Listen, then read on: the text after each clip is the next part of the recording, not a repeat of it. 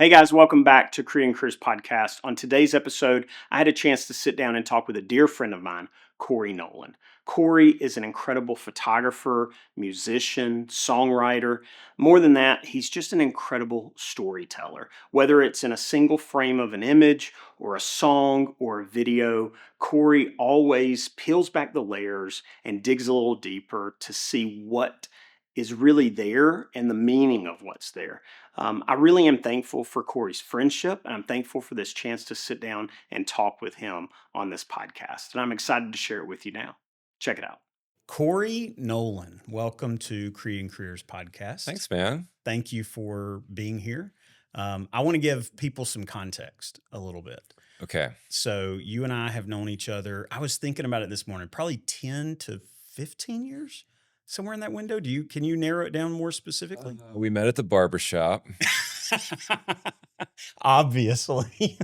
We're probably related somewhere down the line. We're definitely, there's got to be some like trees crossing over in our family. Well, your tree crossed over a bunch of times.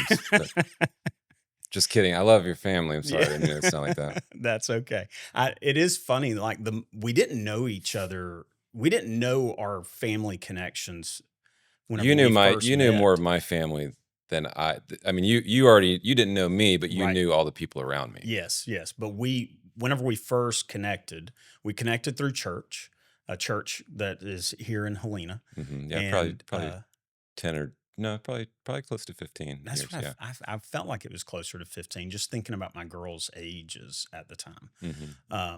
But anyway, come to find out, my dad and your mom, and specifically your uncles were, I mean, they were like neighbors basically. And my dad was over at your grandparents' house, from what I hear, on like a regular basis in the mornings. Okay. I think your mom has told the story of your grandmother fixing biscuits and gravy, and then after everyone ate, she would basically dump the biscuits that were left over into the gravy, and usually around that time my dad showed up and cleaned house. Okay. Which I can see, genetically speaking, not much has changed. So I would gladly clean up a bucket full of biscuits and gravy. I remember her biscuits and gravy. They were that would have brought people to the door. Yeah. So, but anyway, but you and I have known each other for, like we said, about 15 years. And we did some small group Bible study together, discipleship stuff. We're going there. Yeah. I'm just saying we did. Yeah, we did. We've been through a lot. Yeah, we got to know each other, at least initially in that context. Yeah. And then we've sort of went through some trauma together even.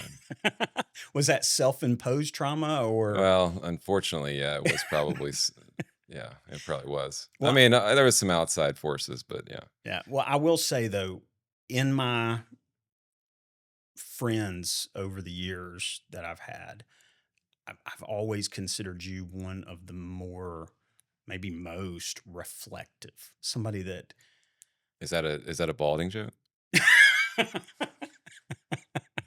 No, it's a genuine. I mean, it's something I value and appreciate in you. I appreciate your willingness to, first of all, just in your own mind, think like Paul, slow down, think through things, and then respond. But also in our friendship, you've taken me there. You've caused me to slow down and really be a little more thoughtful and even like dig a little deeper in situations. And I mean, even thinking about this conversation today, I was like, I value that because you've caused me to slow down. You've caused me to think a little bit deeper about what's going on, both internally and externally. So props to you on that. Thanks. Yeah. Say more. I mean, don't stop. Well, I do. I value our friendship, and I'm looking forward to this conversation. There's no way that a single conversation could really capture all that I would say you've meant to me, and our friendship's meant to me. But I look forward to trying. Yeah. Thanks, man. That was really nice. Yeah. I've looked forward to this because normally when I talk to you, it's like 80% you talking, 20% me talking. So I'm looking forward to like the reversal here. Maybe. I don't know. Yeah.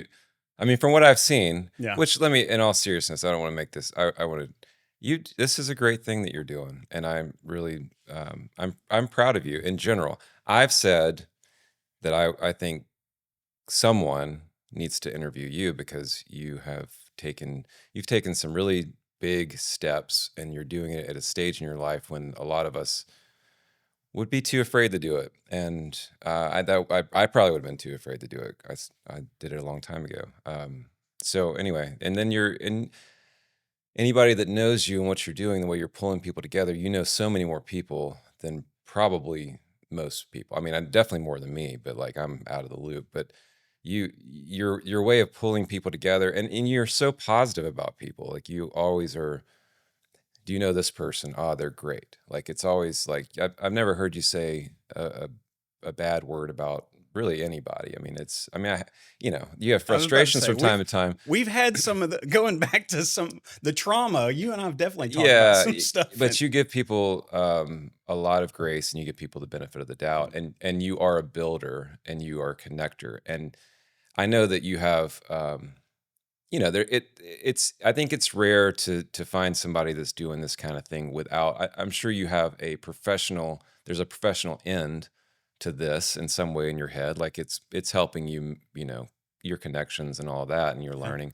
But I mean, and as it should, like that's a part of what you're doing with your business, but that's not why you're doing it. And it certainly doesn't come across like you're having an angle by creating relationships. So that's rare. And I think especially in the space of, I learned this a lot. I did sort of the meetups with music when I was doing a lot of that. And I found like most people are they really want to be connected, and they are actually kind of nice when you get to know them. But like when you're just looking at people like from their portfolios or with music from whatever they're putting out there forward, it's easy to like not like those people, or to feel intimidated by those people, or feel like they're competition, or whatever, or to create a narrative about those people that is just not true. And you kind of have eliminated that in the times that I've been around, like in the meetups. Like I've really benefited from that and seen. I don't know. I've seen that we can, where everybody is learning that there's enough room for all of us to work and to be successful. And I think it takes somebody helping people through that and making that happen. So anyway, all that to say, I'm glad you're doing what you're doing, and thank you for doing what you're doing. Yeah. I appreciate that. Yeah. You were one of those people early on that I was a genuine fan of. I mean, from your music, which at one point I credited myself with being your biggest fan. Yeah. And then, but also in your professional work, your photography. I mean, your art is something that I've always admired. I mean, ever since I first saw some of your stuff. So, and that's one of the reasons that I even do the podcast and the meetups is, I'm very fortunate in the sense that I just get to be a fan of people and then have the chance to talk to them. Yeah. So, and you're one of those that I got to be a fan of and a friend of, which, and more, thankfully I've been able to build friendships with quite a few creatives, through this very, podcast and the meetups, but not at the level that you and I have been able to build a friendship. So, again, it really does mean a lot to me, and I appreciate you. So let's jump into the slides. Okay, sure. You're like, this is getting awkward now. Oh, wow. So you okay. Yeah. Where do I look? You're Can I look at that? yeah, Okay. you can look at that. Yeah, it's not behind us or anything. But I do want to know. Wait, well, my kids, that right there. The one with the mud on the face? Assuming that's mud. That was, I remember that. That was in Indiana. That was. Were you pointing out another one? Yeah, the one to the left. Oh, okay. Yeah. We were in the middle of recording an album at my house. And can I say this? You can say whatever you want. No, I won't say it. I was smoking a cigarette right there. Okay. There's another photo I almost put in where your two boys have they were, what looks like cigarettes in their hands up to their mouth, or were they also smoking? They were on vacation, but Remember you remember the packs, the candy Yeah, packs? yeah. Is that what that was? Oh, you thought it was a real It cigarette? looks. I mean, I didn't like study it, but I think it wasn't candy. I think they actually did create a puff. okay, It was a toy. It was at a toy shop there. okay. You probably can't even get those now. They used to have. I remember when I was a kid, they had like the sugar sticks that had the red Yeah, tip on them, yeah. and then I also remember the ones that were like bubble gum wrapped in paper. And what was neat about those is you put those in your mouth and blew, and the sort of, I guess, coating to keep the gum from sticking to the paper would sort of blow out of it, and it looked like cigarette smoke. When you were a kid? Yeah. Oh, Oh, yeah. I remember those. I mean, I used, of course, I had, my granddad smoked and both granddads smoked. So it was pretty normal for smoking back then. And right. as a kid, the candies Yeah, you that wanted were to emulate. promoting Yeah, smoking for yeah, kids was just a novelty yeah. and really, made us Well, feel old. I would like to say I'm not a smoker. Right. That was a rare Well, occasion. I do And recall. my kids don't watch me. They're not smoking. I'm just drawing a distinction of what Yes. your life was to what my kids' life was. They're not watching me No, smoke every day yeah, and I being like, could, "There's a I candy." think so. I want to be like Dad. I think they were probably right there with you, They you know. they were they were probably 2 or 3, and they were you don't inhale at 2 and 3. You just train them to kind of get Yeah. the feel for it. And I had an experience when I was probably about 10. We were lighting fireworks, 4th of July up in Coleman at my family's place. And my granddad would take a puff on his cigarette to get it to glow and then light the firework. Well, then he handed me the cigarette and walked away for some reason, and I was supposed to light the next one. Well, light the next firework, yes. not the next cigarette. No, no, no, the next firework. And so I did what my granddad did. I puffed on that cigarette to try to get it to be ready to light the firework. Yeah. I coughed up my lung. Oh, It was, and he, of course, being, like a quintessential granddad, yeah. walked up and was like, "You okay? Everything okay?" I was like, "Yeah." He knew You're as old as exactly. him for a minute. He knew exactly what I had done, but never acknowledged it in any way. Yeah. But Well, taught me a very important lesson without saying a word. you And think you think he did want to teach you to not smoke? I have never taken a single puff of a cigarette since that very day. Oh, wow. First and only. Now, I've smoked cigars, and also learned some hard lessons there as well. But I wouldn't mind a cigar periodically, but a cigarette, never, Never went back. never. No, no. I was cured thanks to Pawpaw. So I blame music for like my you know, my lapses in judgment on that. Because it was like, you yeah, trying to be cool or whatever. yeah. Well, I mean, not much cooler than some um, music artists. I mean, I think of oh gosh, you know, I'm assuming you know how bad I am with names. Oh, there are a lot of them were smokers. Well, gosh, they just did the movie. You had Charlemagne play him. Bob Charlemagne? Dylan. I think of Bob Charlemagne? Dylan. Oh, I was thinking Charlemagne the God. No, no, no. Isn't that his name? Not Charlemagne. Timothy Chalamet. Chalamet. That's it. Yeah. No, Bob Dylan. I think of, I mean, what's cooler than Bob Dylan with a cigarette in his mouth? No, yeah, Right? nothing. Yeah. Really? Okay. Well, speaking of cool, tell us, who is Corey Nolen? Who are you? How do you describe yourself both personally and professionally?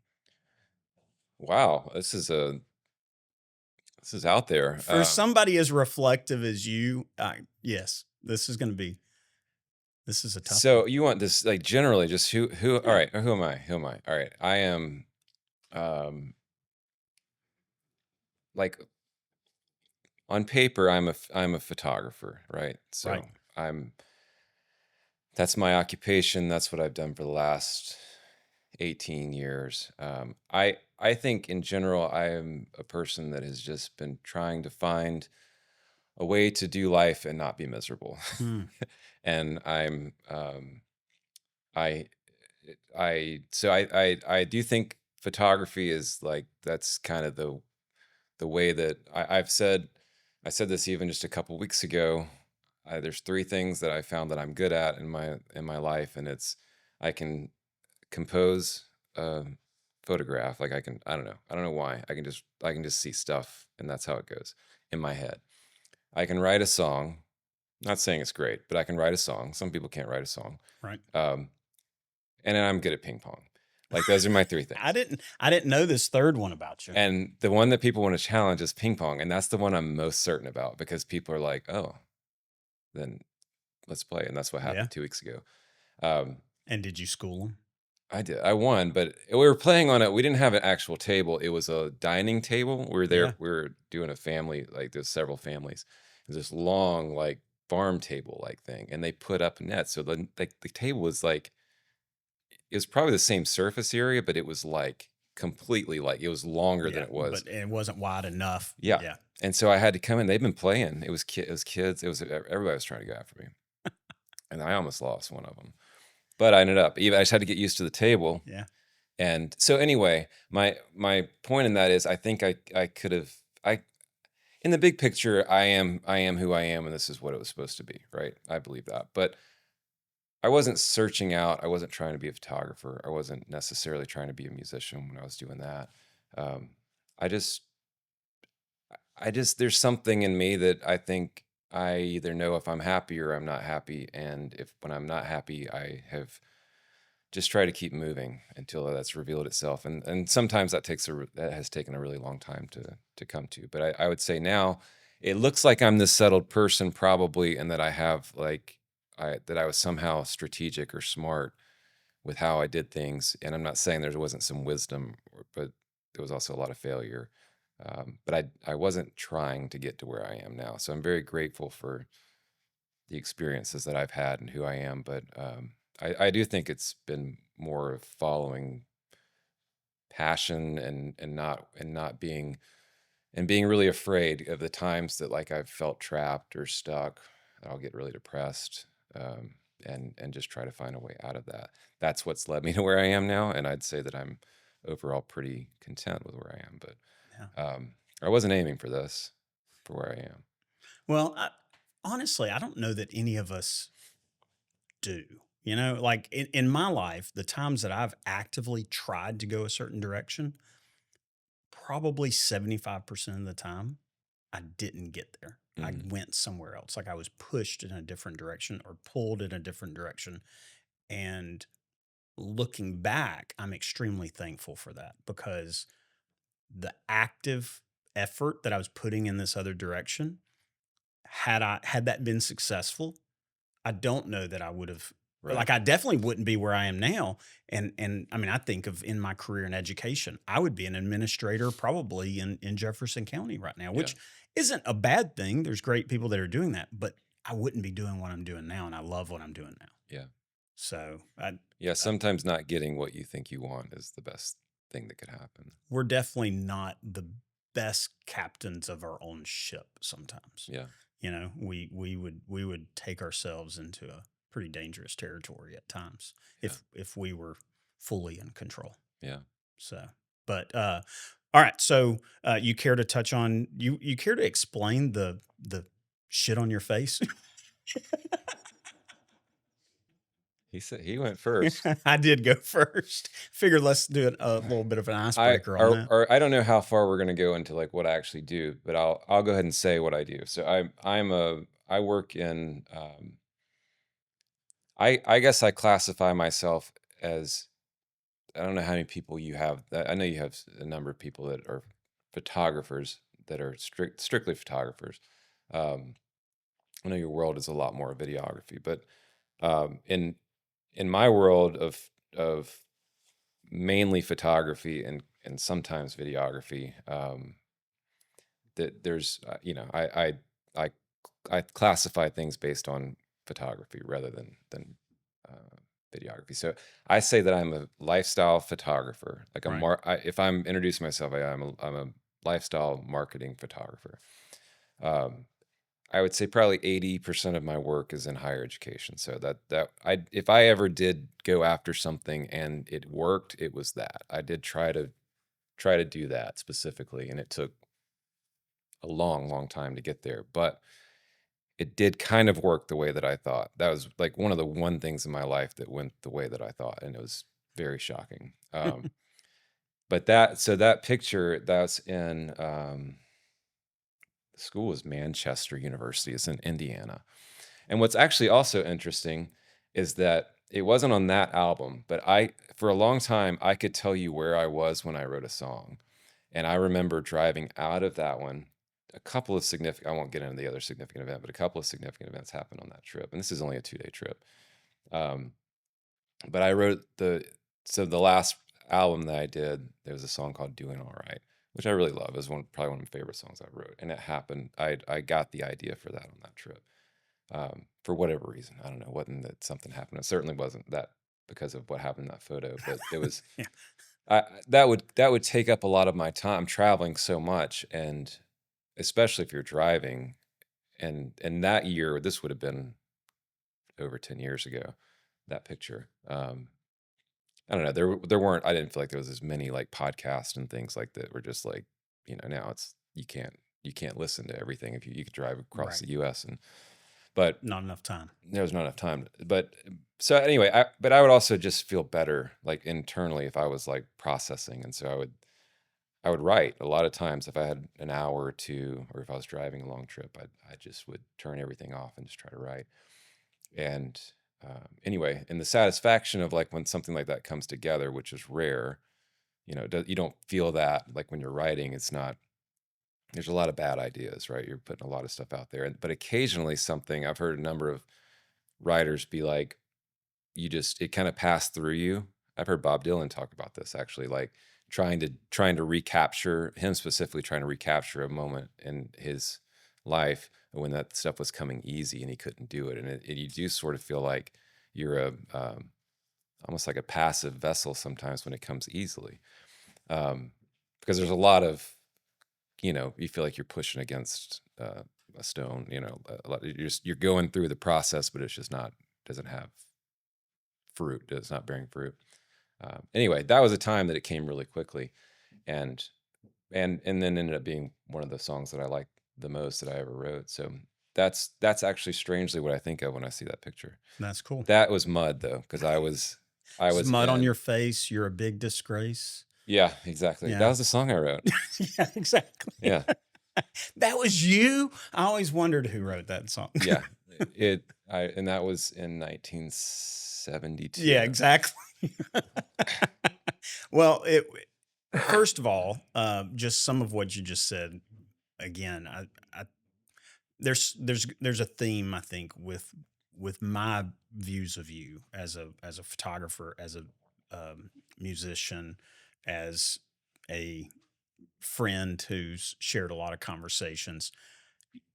You are a storyteller, both with a single frame as well as a song. I mean, I think of some of the songs, some of my favorite songs that you've sung or written and sung very much tell a story, Mhm. especially a story of love, or a story of struggle, or a story of maybe love in the struggle. I think probably is some of my favorite stuff you've written about.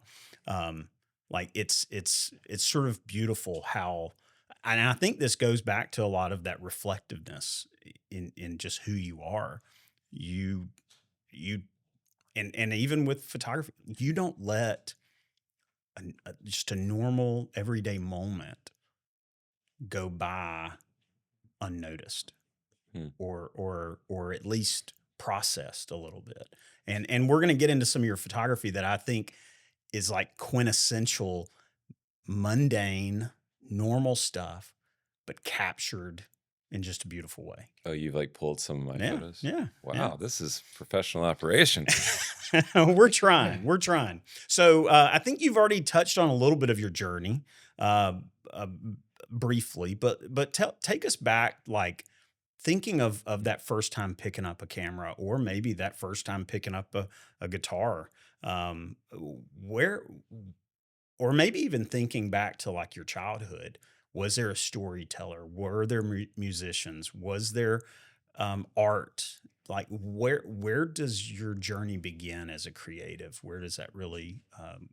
Do you have anything in your life that you recall that really sparked it, or maybe it was just that first time picking up a camera for a very maybe a mundane reason? This is gonna be really, like, unsatisfying because I don't exactly know. I I do think I'll just to maybe bridge this, 'cause I you probably brought me in to talk about photography, and I'm talking more about music, but, No, um, I'm good with that. I I do think that there's, do you know Jason Wallace is? Yeah, yeah. Jason was pretty influential on me in photography. It was very kind, like would answer my questions, and but the way I knew Jason was from music. I was a lighting tech at Student Life, and he was the worship leader at that on that tour.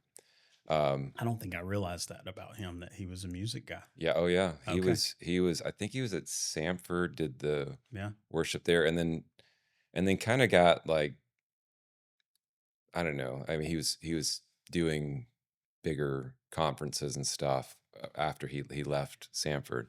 It was you that connected with me with him one time. He and I met for lunch one day. I always thought it was my brother-in-law that connected me with him, and my brother-in-law is like, I don't know who Jason Wallace is. Mm. It was you that connected me with him. I could never remember. I met with him one time. We got lunch. I mean, I've seen him a couple of times since, but it was you. I Okay. forgot about that. So anyway, I'm sorry. Go back to you were saying. Yeah. Well, so Jason, when he left and started doing, or when he stopped doing music, I was still working at Student Life as like a 1099, like I was working building sets and stuff. I remember him coming back around, but he'd started doing photography, and he was like that was it's kind of your clientele was his clientele. I think was a lot of people that he was that world had Right. been around, Yeah. but he was doing like family photos and stuff. But he was, and they started doing weddings, and he was doing stuff that his style was like I guess because I'm thinking that he was working with digital, like the early stages of digital, because when we started, it was still felt early stages of digital. Um, but his freeness and his but still like his composition and how things came together, but how he could capture a moment. And then he went on to do a lot of like really interesting lighting, like editorial work. Um, but anyway, all that to say, I remember thinking about him after I started getting into photography and thinking like I think there's a connection in the brain of like writing songs and doing music to doing or to composition Hmm. um, and to wanting things be because the process of writing a song. It's like it's got to be there's different degrees with how people go about this and what their satisfaction is, but like most people who are really serious about it are it takes a lot of refinement to get to the end, and it's got to fit into this thing. It's got like things have to line up on beats or syllables, like you can't, and it's got to be somewhat clean. There's like a science to it to some degree, even though it's an art. There's certain structure to it. Yeah, there is a science, there is somewhat of a formula, I guess, like for pop or whatever, but there's there's sort of this innateness of like it's finished that people know, and when they're doing it, and and again, there's degrees to like the quality of that, but I think like people who have been successful at writing songs, just they sort of know when that is, um, to kind of put it in when it's framed, like when it's like Hmm. composed, when it's, I mean, literally it's composed, but like in the same way that when I would be approaching a room, there is sort of this, um, I know when things are right, and it all happens like in this abstract part of your brain.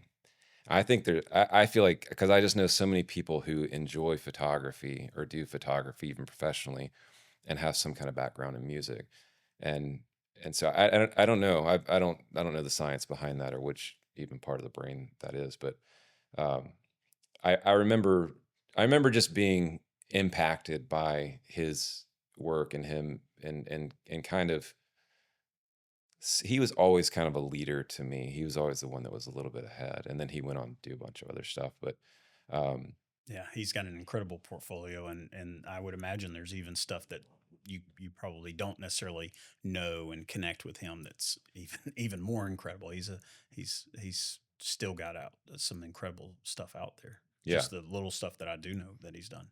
yeah, he's a talented guy, and the guys like so. I started following like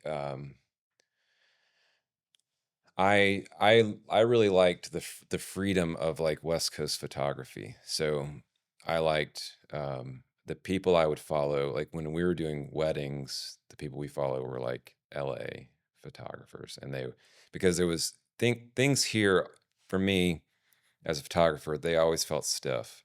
Like there's not. I mean, it's there's lots to do like outside and Right. let's. I mean, it's warm so much, but like things are pretty buttoned up here. They're pretty conservative in general, and so um, I don't feel like even though I don't know, I just feel like out there it was just like so everything felt so vibrant and outdoors and warm and so I I I just wasn't seeing. I mean, Jason was was an exception, but I wasn't seeing what I liked here. And also coming up in that time, Southern Living was massive, and so people were duking it out over editorial jobs, which that would be, in my opinion, is more of a conservative look. Like it's interiors and it's like it's not like act necessarily active. It's more like portraiture, Yeah. Posed. environmental portraits, Yeah. or there's like some lifestyle to it, but it's still kind of slow and kind of conservative. So I don't know. I was following people who were shooting surfers and shooting, people skating or whatever. If it was like commercial work, it was lens flare, and it was just like looser versions, but like quality versions. And so that pushed me and made me want to become. It gave me inspiration because I mean, I just didn't see it. I just wasn't finding. I guess after that sort of initial like watching Jason do that, I wasn't seeing that around like that there was an economy for the way that or the thing that inspired me. And so that's when I started to like really push in, figure out how can I find work that I know it's out there because people may do quite well in these other but why can't that be here, or why can't I do that here? And so that was just kind of the beginning of starting to build up that style and wanting to do things again, kind of that category of like it of the higher ed. Like it was me sort of choosing like if I'm gonna do it, this is the way I'm gonna do it because I don't feel happy when I'm doing not when I'm doing it another way, or that feels like kind of oppressive to me to do. And I wasn't very good at it. Like I did I've shot enough like magazine stuff and get by, like it's fine. I mean, I'll see some stuff I've done in the past and I'll be like, all right, yeah, that was okay. Like it was fine. But I see some stuff I'm like, dude, I didn't know what I was doing. Yeah. I tell people, I think you and I have even talked about this. Like I feel like you could drop me into a room and give me all day and I would probably know what I want to shoot in the first 5 minutes, and I probably wouldn't get a whole lot better than that. Like really, like whereas some people like sit there and they'll do this and they'll do this and they'll move this and they'll change. And those are people that are excellent like portrait artists and architect or interiors and things like that. Um, but I don't know, my brain just doesn't go. Like I feel like I can make I can make that like work really quickly and compose it and put it in like this, and I can do variations of that and work within that. But if it's like really wanting to elaborate on that or to even polish it up more, like I kind of lose interest Yeah. in it. And so anyway, back to like I needed to find that where was that where was the work that I could be more like a photojournalist. Well, that's what as I'm thinking about some of the stuff that's going to be showing up later, and just following you and your family on social for the years that I have, I feel like you walk past something and it catches you, and you're like, wait a minute, and then you grab your phone, because oftentimes what I see from you just personally is phone photos. Hmm. But you grab your phone, you frame it up, and you capture it, and then you share it, and it's beautiful. Hmm. But I mean, literally, I've got a slide later that's coming up. This beauty in the mundane. It's the most mundane thing, but yet maybe it's the symmetry to it. Maybe it's the repetitive pattern. Maybe it's the lines. I Yeah. mean, but whatever it is, but I wonder, like, is my perception of what that experience was, is it what it seems? Like, am I accurate in that you were walking, maybe to do something as a family, or maybe it was on a job site where you're walking towards something, but something catches your eye and you pull it up and you frame it. I mean, it's not like there's no work involved in that moment, but you frame it in a way to where the framing of your image matches sort of what you saw in your eye, maybe out of the Yeah. corner of your eye, and Yeah. now you've captured it, and then you move right on into whatever's next. It doesn't, what it would take me, like, hang on, let me see, take this, that doesn't work, take this, that doesn't work. How can I get this to work and line up, and then probably never ultimately achieve what you achieved, what it seems like was almost instantaneous. Yeah, that's a good assessment. I think um yeah, so like the lack of skill for me in that scenario is if I didn't see it and you wanted me Hmm. to Create it create almost. it, Yeah. I wouldn't be as, but there is that something that I can't take credit for. It's just the way that it's just in my Yeah. DNA. That's cool. I mean, that's what's great about that is you're able to be that artist.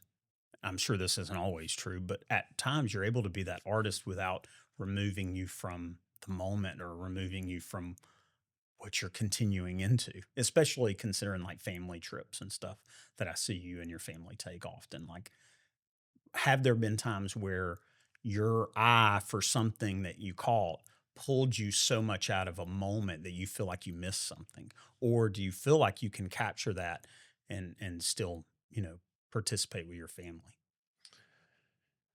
I think um I think if it's like if there have been times that even recently, like my wife was like, I was trying to plan some shoots, um, and we were down at the beach. We haven't been to the beach in a long time. We did this. I was talking about ping pong. We're with this families. We got together, and I was like, I'm gonna try to set up because I got this like ambassadorship with the state parks, and I was like, I'm gonna go set some stuff up. And she was just like, I think because she knows like, if you go into that mode, you're gonna be Yeah. like you know, I can get so singularly focused and I can forget about everyone else. Maybe we're all like that, and when we're trying to do our thing, but um, no, the stuff that I think you're referencing that is so. If I were in that mode, yeah, I would really rely on things just walking through. I don't really scout that much, but maybe just a few minutes of just walking through and seeing like, especially now that I trust myself a little more, if I'm going on a campus for the first time and be like, I usually tell people like, hey, when we're moving through, I'm like, something's going to jump out to me. Yeah. And either we need to make a note, or I'll make a note, mental note, we need to come back to this place if I've never seen the place before. And then after I've been there once and I'm going to come back, as a second time, I'll have these places filed away and then I start going to the next level. But yeah, it is like this sort of something's jumping out to me, something is sort of calling to me, and it probably is lines, probably is shadows, maybe reflection. It's just it's certain things, and it is um like you could write out like, here's what I want it to look like, and I might not be able to find it. I may not be able to do, if you were to describe it. Right. But there is this, that's why I like photography. I like videography fine, but I like photography better, is because there is that one there's that one thing, that one frame, that 1 second. um if it's people doing something, it's often like 1 second.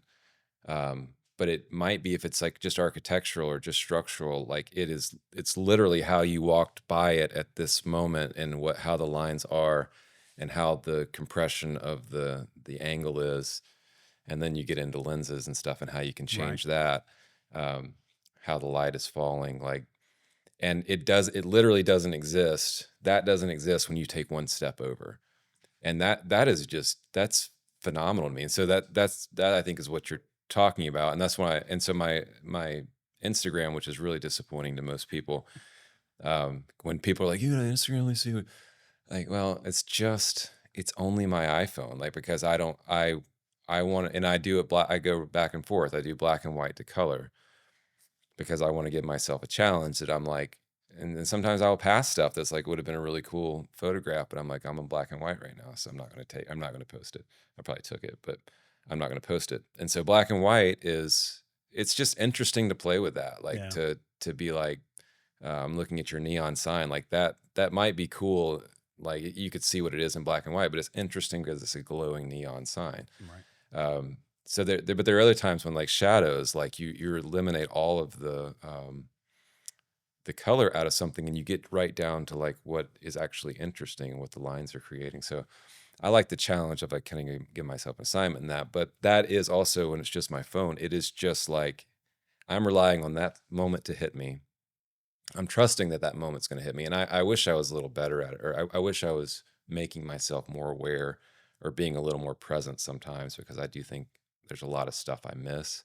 In fact, when I go back and I try to get challenged by other photographers, usually younger photographers now, like their drive and they're looking like the way they see everything, it's all fresh and it's all like, give me more.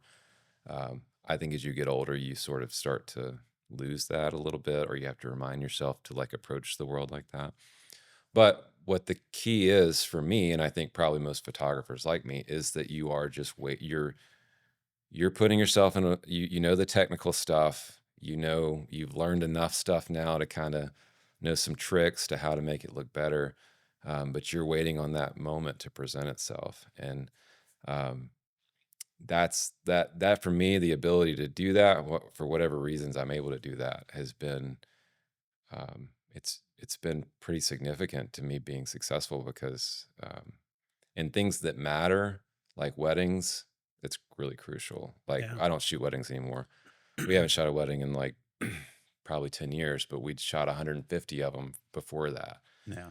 And that, you could have a terrible like venue, a rainy day or whatever, and if you can get people, if you can be there at that moment, not the kiss, but like, just like capturing these moments, then that can keep you afloat, and that can be really valuable to people, more so than like the setup or whatever.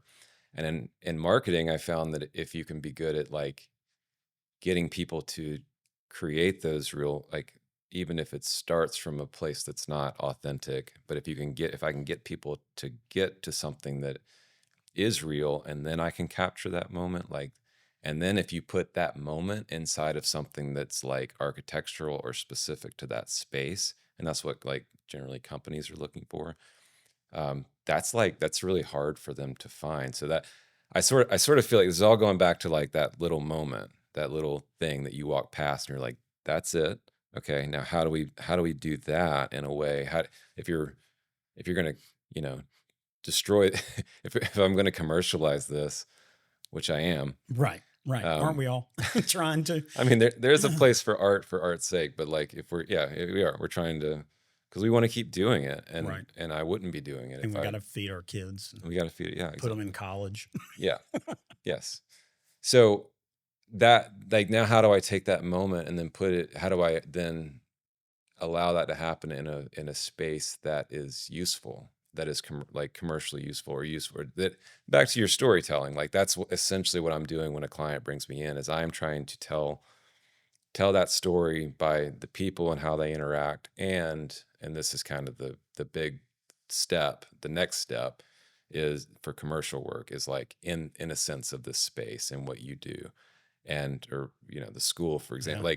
Like that's why, like, people talk about AI and things taking work or being able to replicate stuff, but like most people need their place to be, like, they need it to be them, like that's Right. what they're interested in. Some places are not, but like that's kind of been the argument for stock. I mean, this is not necessarily a new argument. Like stock works for some places, but in fact, this shoot I had this week, I was in Kentucky a couple days ago, and it's a mental health facility, and that's the kind of type of place that would be really stock would be a really good option for them in general, because you have a lot of privacy issues and Yeah. things like that. And so that's a way to, like, okay, but they were like, nah, we're tired of like it not looking like us. It doesn't, everybody knows what, and so the new version of that with artificial intelligence stuff would still be kind of the same argument. It's like people want they want, in this case we had to use like models and stuff that were cleared, but they want their space, and they do want their staff because they can show them, and they Right. want their people, because they feel like when they're trying to get, I mean, that's not a sales job, you're not like trying to get people in, but when they are presenting themselves, they do want it to be authentic. They do want it to tell their story, and they do want it to for people to have a real understanding of what it's like when you go there. And that's no different than higher education or a company. Well, and I see like it's sort of beautiful the way that your skills and experience sort of come together in this. That idea of, again, sort of passing by and capture, like just out of the corner of your eye, or maybe you're looking for it, but you see that frame, you see the way the lighting's coming in, you see the way the shadows and the guiding kind of viewpoint, your background in photography long enough to where you know focal lengths and what's going to really make that pop. But then the storytelling comes in where you're like, okay, now let's bring people in, and how can that feel as authentic and real as possible? And I even think back to the video stuff you do, where I'm sure you've had this experience where you're sitting down and you're interviewing somebody, and initially it's very stoic and rehearsed and scripted. Mhm. You got to work with them to get past that, to get to where's that real moment? Where's that authentic Mhm. experience? Where's that finally their demeanor changes and they're not as guarded and they're relaxed in front of you, and now they're real. Mhm. Same thing you do with photographers, and that's a skill that you've developed over the years of doing the lifestyle stuff that you've done, whether it's in a wedding or whether it's a cross country runner or whatever it may be, or somebody in a kayak. Like it's really cool. And as you're describing this sort of um, conglomeration of your skills and experience, like I can visually see some of the photos that I have seen of yours, or that we will see of yours. So I think it's beautiful. I think it's cool. Thanks, man. I think you're probably what we have more in. I mean, not more in common, but the thing that I see as a big connection between us is like you like people, and you are Most of yeah, them. but you have, I mean, I've been on, you came with me, you've come with me twice on video shoots, and you you're such a, um not in a bad way, a big presence, but like you have stories, and you're comfortable with in your own skin, and you use whatever you have at your disposal to make people comfortable and to get them like loose, um and I think that's a really big part of doing a good job. I mean, now I'm not saying, like, there's a lot of people that I think can be more technical and do the same in the same category of what Right. we're talking about, and can be really successful and have and be a little more detached from that part of it. But I do think, like, if you're trying to tell a good story, and you're then, like, especially if there's any degree of like setting up, like if it's not just fly on the wall stuff, like, you really have to have you really have to like people, and you really have to be able to have people warm up to you, and have the tools to do that, and be, I mean, a lot of times, like, I think even like self-deprecating, and like, you just Yeah. you have a humility to yourself that you're willing to, like, I'll do anything to make you comfortable. Like, how do we get there? Yeah. Like, I'll sacrifice myself in this, like, Yeah. let's, but that's really crucial, because otherwise you're not, your story just doesn't come across in the same way. Yeah. So I mean, I think you and I've both learned, probably at times through the struggle, to how can I get this person to relax? How can I get this person to trust me, that I'm going to make them sound and look good? You know yeah. what I mean? Because that's what it ultimately boils down to, is that they're sitting on the other side of that camera, and they don't trust the process yet, because they may not know. And so oftentimes it's the first time they've sat in front of you. And It's you gotta make them feel like they can let it go a little bit. Yeah. And that's, you can't take them to the editing room, you can't do that. You don't have time for that. So it's a matter of how can I connect with them? How can I share this moment with them, make it real? So remove the lights and camera and all Yeah. that. So Yeah. yeah. All right, let's talk through some of your work. So this is a couple of examples, a few examples of what I'm talking about. You love repetition. You love pattern to an image. You love lines or sort of like this, like guiding the viewer. Um, First of all, how we've touched on this a lot, but already, but how do you really get through life to some degree with not constantly like Wanting to. stopping and going back? Do you do that a lot? I mean, how much are your like spidey senses always tuned into this? A lot. I think one thing that's interesting is that like to me, kind of back to the composition. If people are watching this, will they see this? Yeah. Okay. So this is from my Instagram. Yeah. So this is the color to black and white, and that's a deep cut. I don't even remember where that one's from. Which one are you talking? The one on the left. Oh, the chairs. chairs. Yeah. Yeah. Um, but what I found is that this stuff, again, if you're kind of going back to that, like there's a very particular point, like physical point, that things sort of come together. So that these things don't exist. Like they don't make themselves known all the time. And so when they do, it's like that is that feeling of like, oh, I want to capture this, or Yeah. I want to pull this in. Well, even what you talked about before, which probably you didn't enter these spaces from this angle. You know what I mean? Like, so you move a little bit to the left or a little bit to the right. I mean, thinking of the hurdles there themselves. Right. You move at all, Yeah. that's off. Mhm. If you tilt, it's off. So you do have to be very intentional. There's work. And I would imagine, I mean, if nothing else, there's like squatting Movement, down yeah. or tilting or whatever. You do have to find the right spot.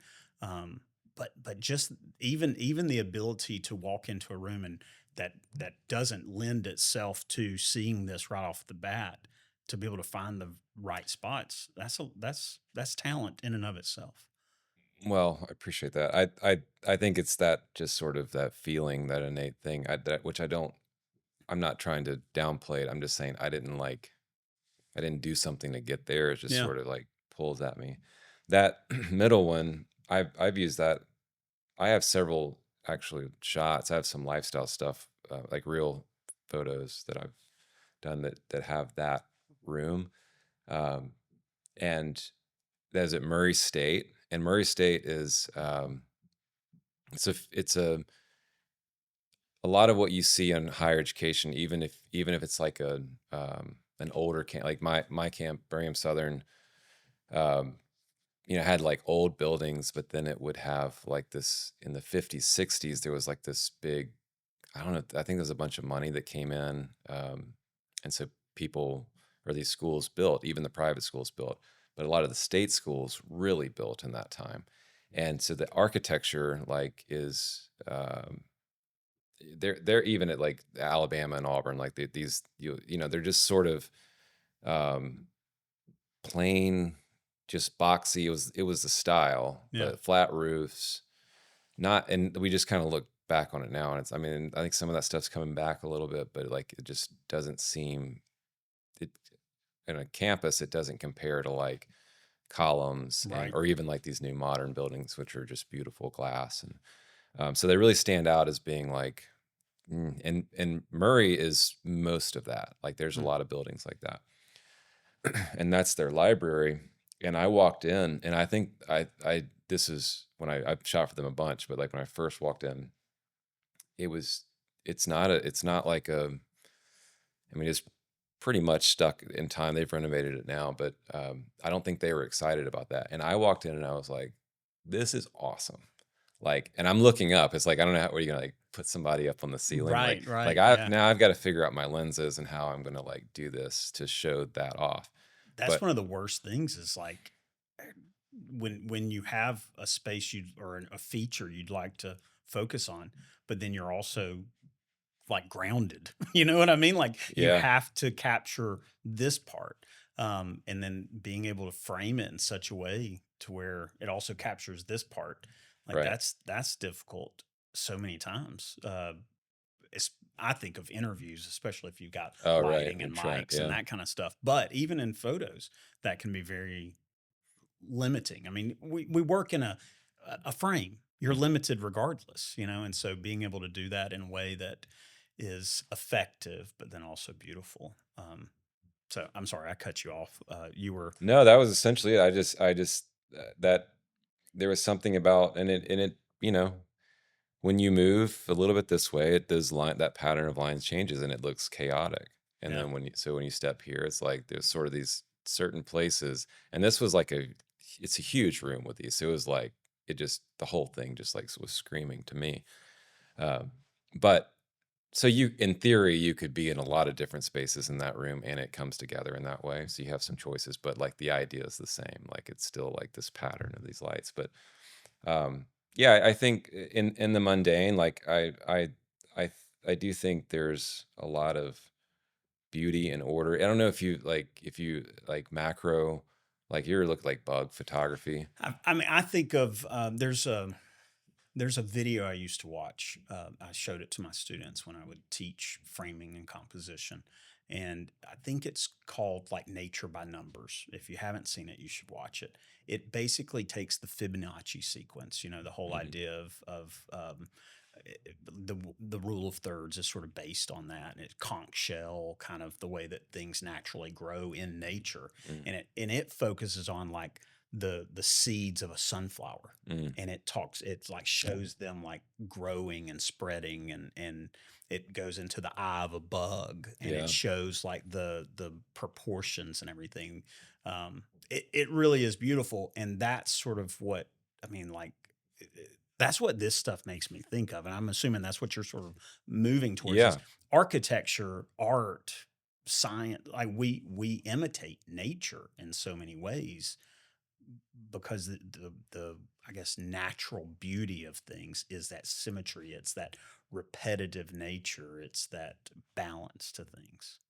yeah. I think yeah, like balance is a good word. I think the not everybody has the like is wired to like want to be able to maybe or capture it like that or like to bring that order.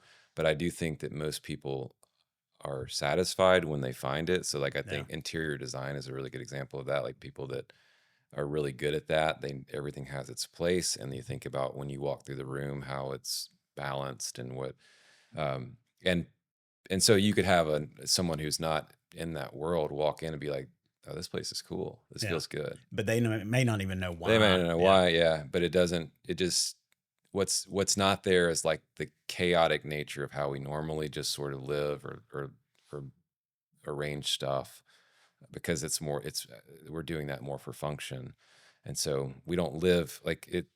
Most of our life is like walking between those points where things come together, and so then when we see it and someone's doing it well, again they may not know why, but it's like it's somewhat satisfying. That's why I think a photograph, like most people know when a photograph is good. They don't necessarily know why it's good, but yeah. um, it's all these things have come in and become right, um, mainly in that situation because someone has found the right spot to do that and has controlled it a little bit. But That I mean, I think satisfying is a pretty good description of these photos, and so much of your work that does sort of lean into this idea of balance and symmetry and you know lines and everything. Like you sort of you capture it in such a satisfying way. It's like there's order, you know, and to the chaos, you know, yeah, of our lives. yeah, and I think not to get too deep, but there's something that I think is sort of longing for all of us, and we all are looking for that in some ways. And there's um, we all we all are trying to find some resolution to like the chaos in general. And I think, with what I believe and my belief system, I think there is some kind of resolution to that, ultimately. But I think there are these moments that we get in this life that are, they're kind of reflections of that, and sort of they bring, we feel like things are right or ordered, but generally we don't. Like and Yeah. that's kind of a part of our toil in this in this world, is like just trying to make it through all that. That's why most of us are so tired, because it's not, we can't sustain that here.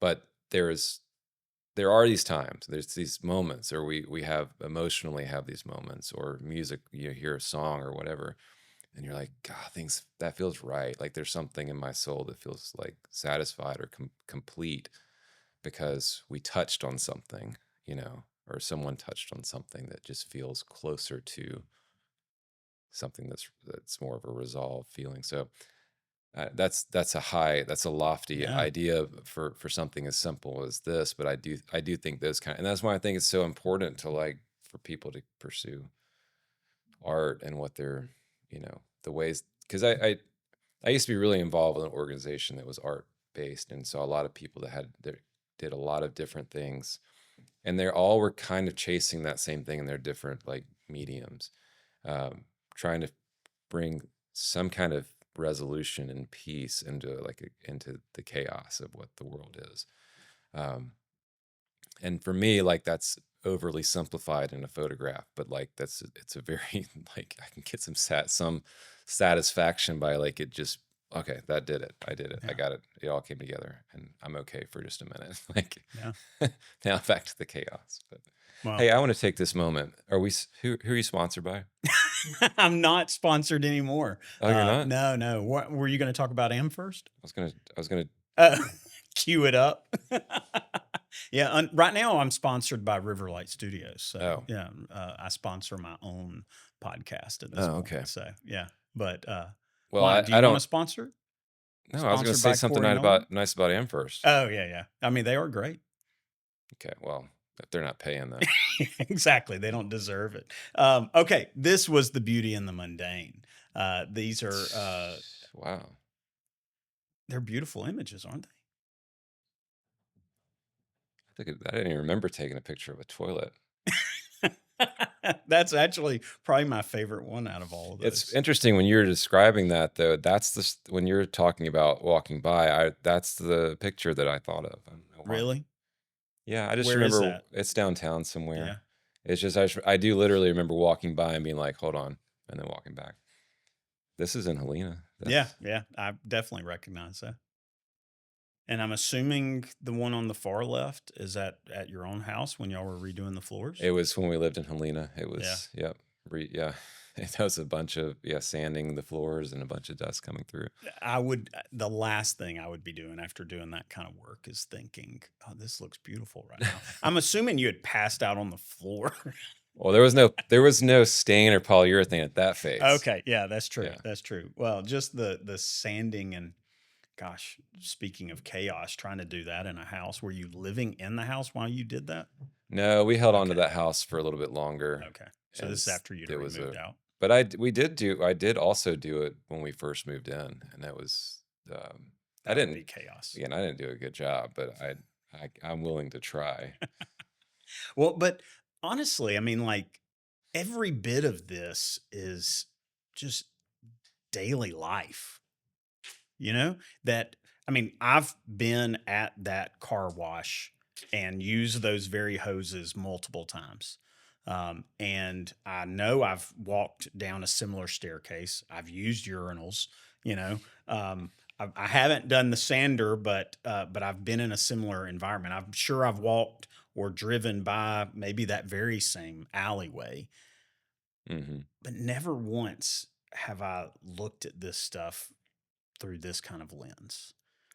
The fact that you and I mean part of it, I get it. Like it's also part of your job, and you've probably got that switch turned on intentionally. But Yeah. I feel like with you and our conversations definitely alluded this or explicitly even stated this, that this was something that you had switched on that led you into the career you go into more so than the career made it turn on. You know what I mean? Like Yeah. this is something that's in you. And I would say my experience with you, it's sometimes the pace that you live life at. You, even in the talk, even in the walking with you at times at different places, you run, so you do move at a fast pace when you want to. But in general, I feel like you take things a little bit slower than the rest of us. Hmm. And it causes you to capture things. Things capture your attention that a lot of us just drive right by or walk right by. Oh, that's kind. Thanks. Yeah. I mean, I admire your reflectiveness. I do think that it's not a good thing when you're married or Yeah. No. I mean sometimes as a parent too, it's like it feels selfish. Like it feels like I feel um I can be extremely present. You're good at this too. Like I can be extremely present, but the rest of the world will not exist. Like so it's great. Like me when I'm on the road, like I think that's why it's worked so well. It's like I mean, there's stuff at home that I have to deal with and think about, but like I'm not coming back home at night most of the time. So it's like I get to stay in that way. I'm not on and off, on and off. And I think it just becomes this like really fire hot intensity about how I'm thinking about it, especially then you start stacking. Now you start to get tired, but you're thinking this certain way to where like when I go out to eat, I'm like, I'll find my mind still like Yeah. just process like just how I'm looking and pulling things together. Um, but it's not great for like, you know, trying to hold a few things at once. I'm not very good at that.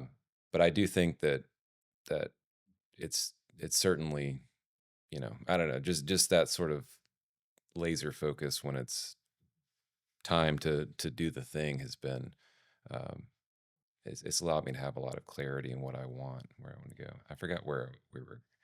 For some reason I wanted to tell you that. Yeah. Yeah. No. I just, I inspired it in you, I can imagine. Yeah. Well, I do. I admire your eye, and it's something that I've seen with your art, like your actual work, but also in these kind of moments where nobody's paying you to capture this stuff. You just can't help Then one of the yourself. bathroom guy was paying me, but you probably should delete that one. No, that's gonna be a social clip right there. Okay. You are, if people don't know you, they should know you are an outdoor enthusiast. You love to get outside. You and your family are very active in your travels. Y'all usually don't just go somewhere and sleep in all day. You know, you're Yeah, we're usually terrible. exploring the Yeah. world Yeah. in some way. And then I love the fact that your work, so much of your work just sort of echoes that even more so. So Huh. it's sort of cool that you get to both in sort of family adventures, travel, delve deeper into the outside that you love, but then also in your work, you've especially in your more lifestyle kind of photography really leaned into that.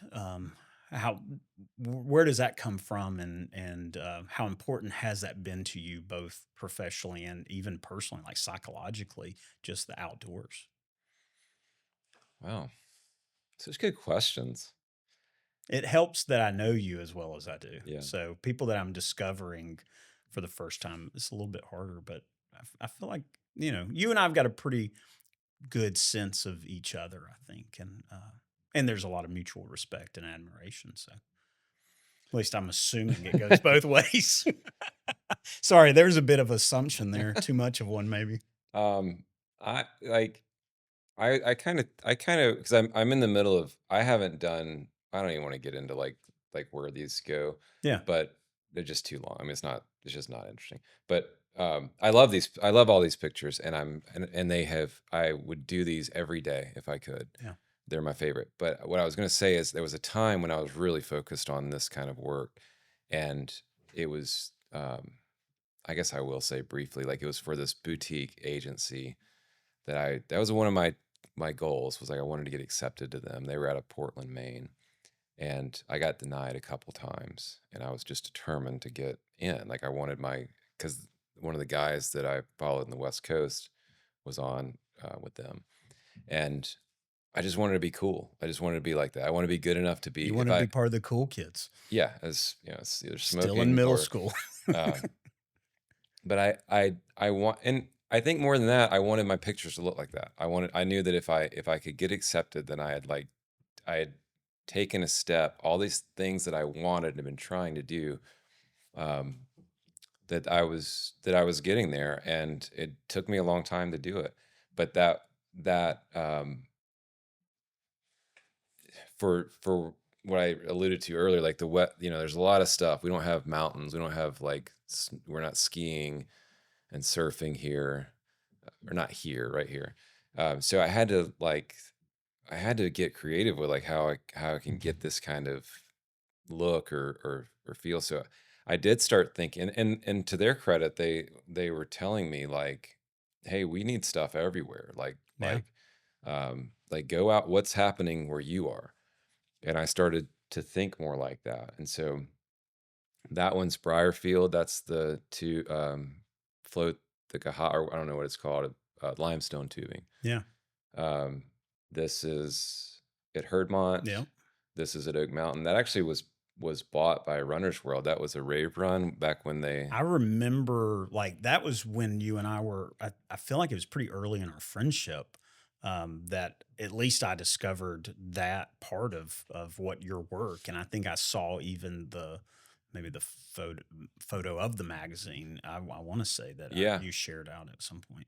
probably like that was probably commercially my biggest moment, because that, like, I remember flying. I remember being in a different city because for that month. But like I could go into a Hudson News and going and on the shelf, and there's I had a 2-page spread. Like that was like, it just kind of blew my mind That's cool.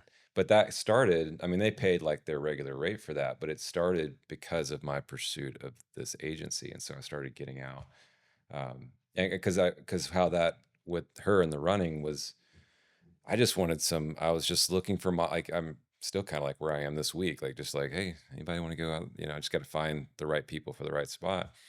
And thankfully, like, she was the perfect model. Like she very fitness oriented, and she came in the right clothes. Like, I don't even think I like went over it, like just some dumb luck. And then we just happened to find this place on that road up to Peavine. Yeah. Most of the leaves had fallen, but there was just still this little section that was like, and I had to bump the saturation a little bit, but still, it was just like this thing that I don't know. I just was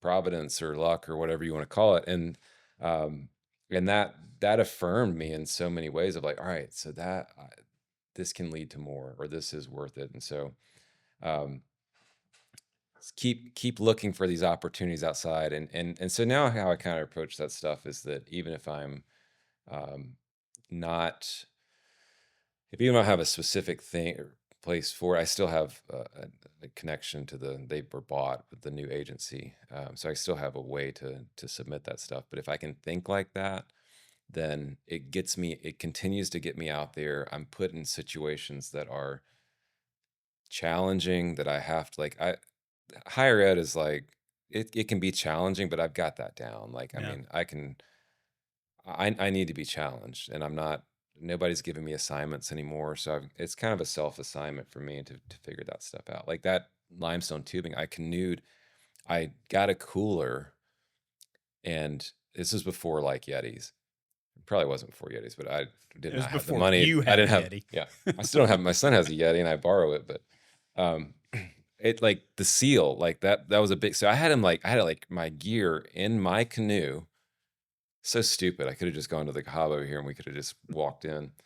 it was the Cabo, but I was doing the whole trip with him. So I canoed down and had my gear in a cooler, like wrapped up and so every time I wanted to, which I changed my lens constantly. And so I'm like, oh, going through, I'm having to like anchor myself, get everything out, change it, and then walk out in the water. I didn't have another person on the boat. So like hopefully my boat doesn't float away with all my gear and sure hope that I don't like Flip it. flip. Yeah. Yeah. Yeah. So it was the challenge of figuring all of that out. Like, I mean, I love that shoot. Like I love and again, I treat these like generally as stories. Like I would, so it's like loading up and all the way through to the end. Um, but it was more of the challenge of doing it in the process of like, how do I kind of force myself to have a hard time right now Yeah. and to feel like I actually I sweated and I did all. So there, yeah, I like that part of it. I was at the beach this last week and did 3 shoots for the state park down there. I saw you shared out on social. I think seeing if anybody would be available for. Didn't you? Didn't Yeah, you yeah, share I like got I got inviting? three different groups That's for it. awesome. But I like just leaving that stuff. I'm just hot. Like it was middle of Yeah. the day for 2 of them. I would say in some ways just kind of miserable, but in other ways like, man, I had all these challenges and had to figure it out in some of the hardest conditions that I'll be in.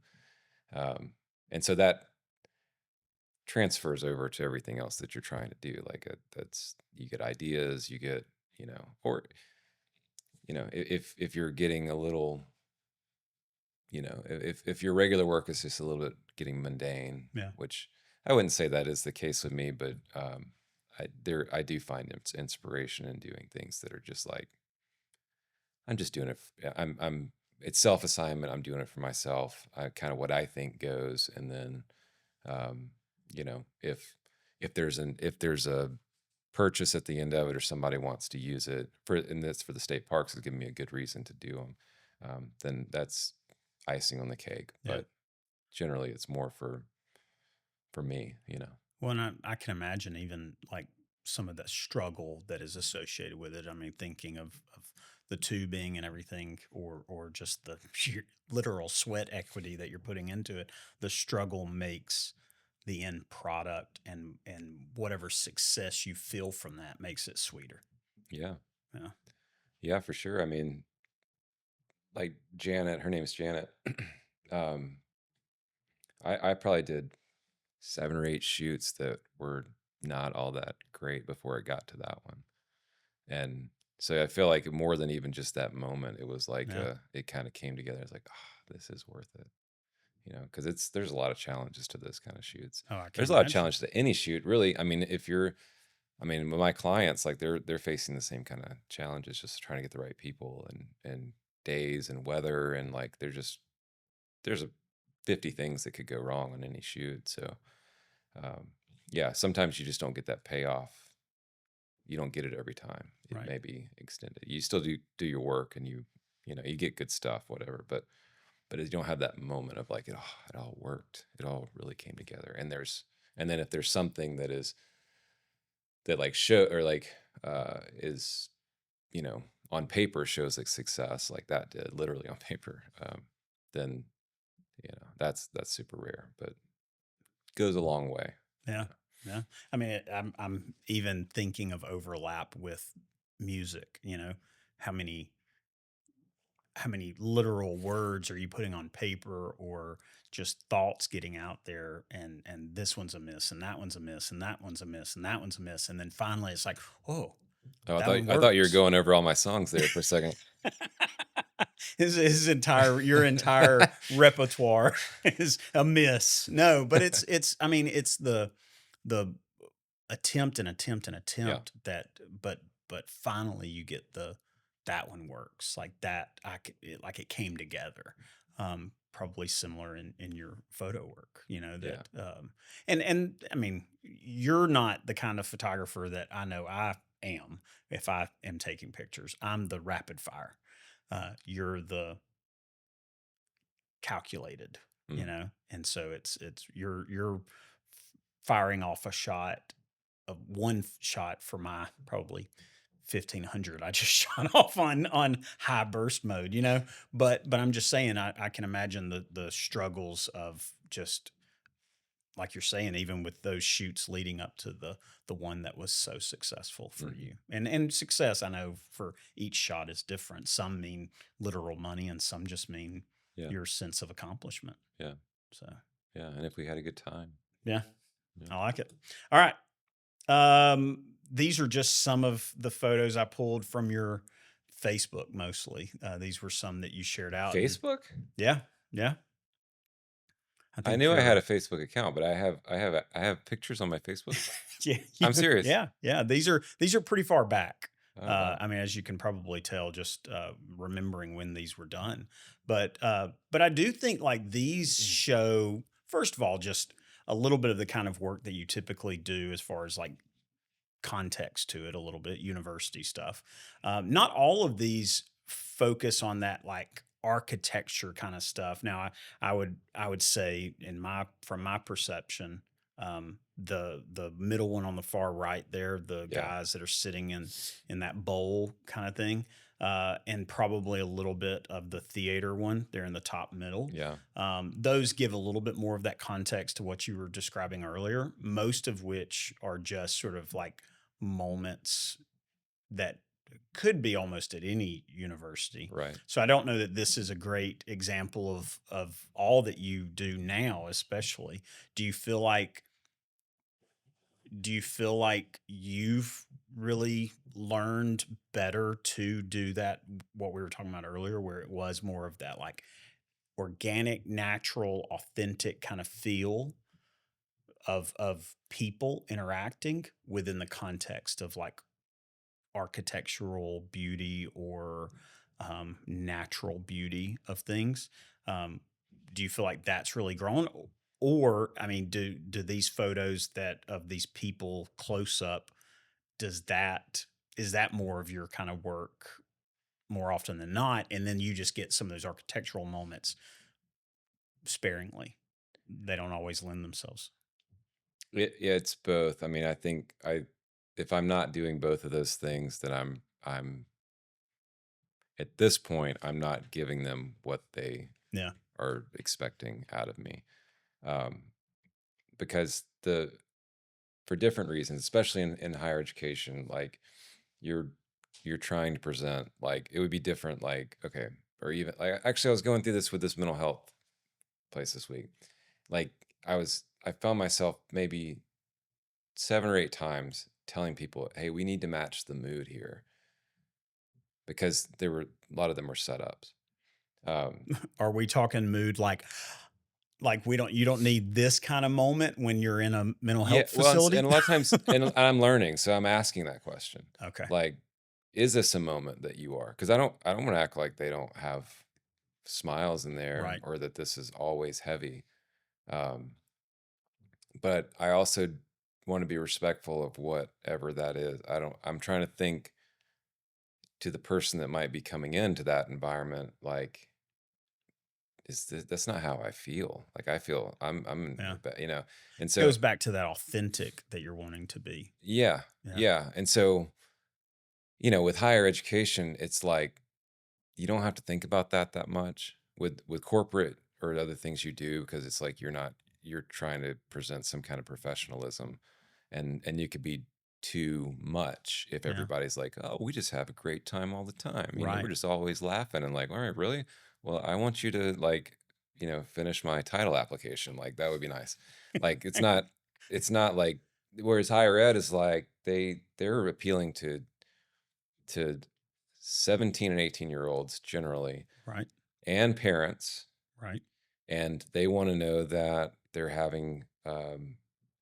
gonna they're making a good choice, and that they're gonna enjoy it there. And so, even the schools that I would not want to have gone to, that I've worked with, you can find people that are having a good time. Like there's like Right.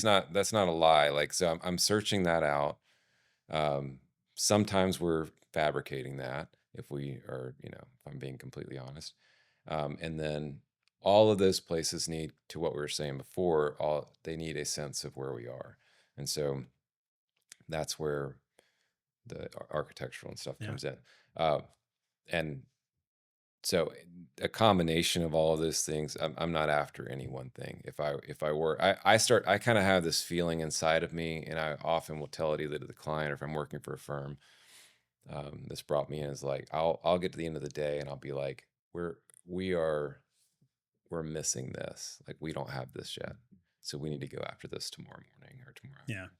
So you're sort of almost, you've got a checklist in your head of the different typical types of shots that you need. And if you've gone one direction too much, then you sort of the second day or later, and maybe even that same day, you sort of correct yourself a little bit and push to be more balanced and effective, right? Yeah, and usually that's like the thing that I feel like I'm missing is like I haven't got this angle of this of people in this angle of this building, Yeah.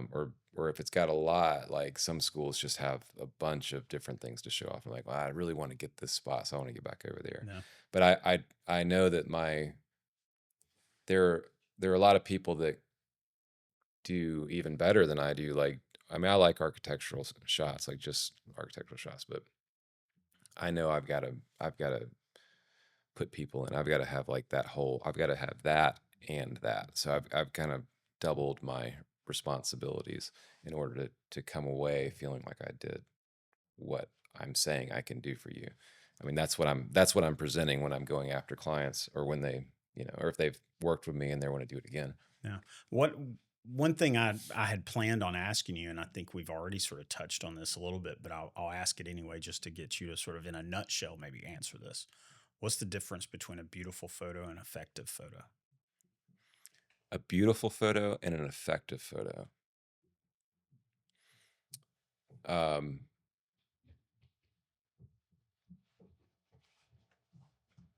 and you mean like a commercially effective photo? Yeah, I mean, you think about your clients. I'm sure you've delivered tons of beautiful photos, Okay. maybe I more see what you're saying beautiful photos based than on you what I have just said. effective photos. But I would imagine you've also delivered quite a few effective photos. Like what's really the determining factor between those two things? I don't think I'm very good at like beautiful photos, I, honestly. I would argue differently, but go ahead. Well, I think in the sense of like who I'm following, and I mean I'm an old guy now, but like I've felt like I was the younger person on the block for a long time.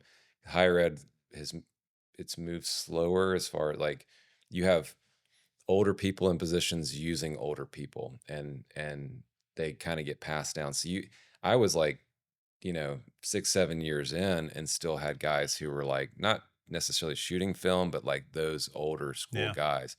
And those guys knew how to take a beautiful photo. Like there are times I'd walk in and be like, I cannot take a better photo of that building than you. Now I can do a better job of like what you have brought me in. Like it's, we can combine what we need and get it. But I there's just I don't know what that is. Like it's kind of like that thing about like the editorial stuff. Like you give me 2 hours and I'm not gonna like, I don't necessarily, I mean, understand light and where, but I'm not, I don't know if I just don't have the patience or what.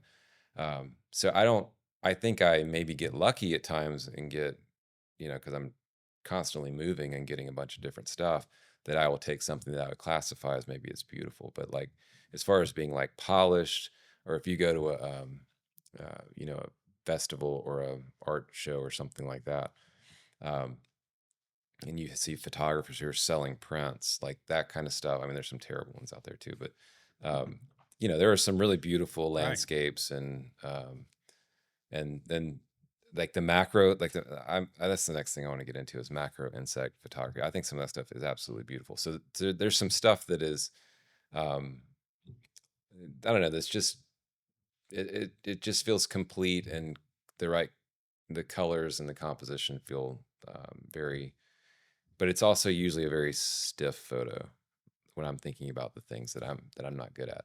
So effective for me in my world, and what I do think does transfer over, because I did not think I'd be talking about this mental health facility this much, but it is the last shoot I did.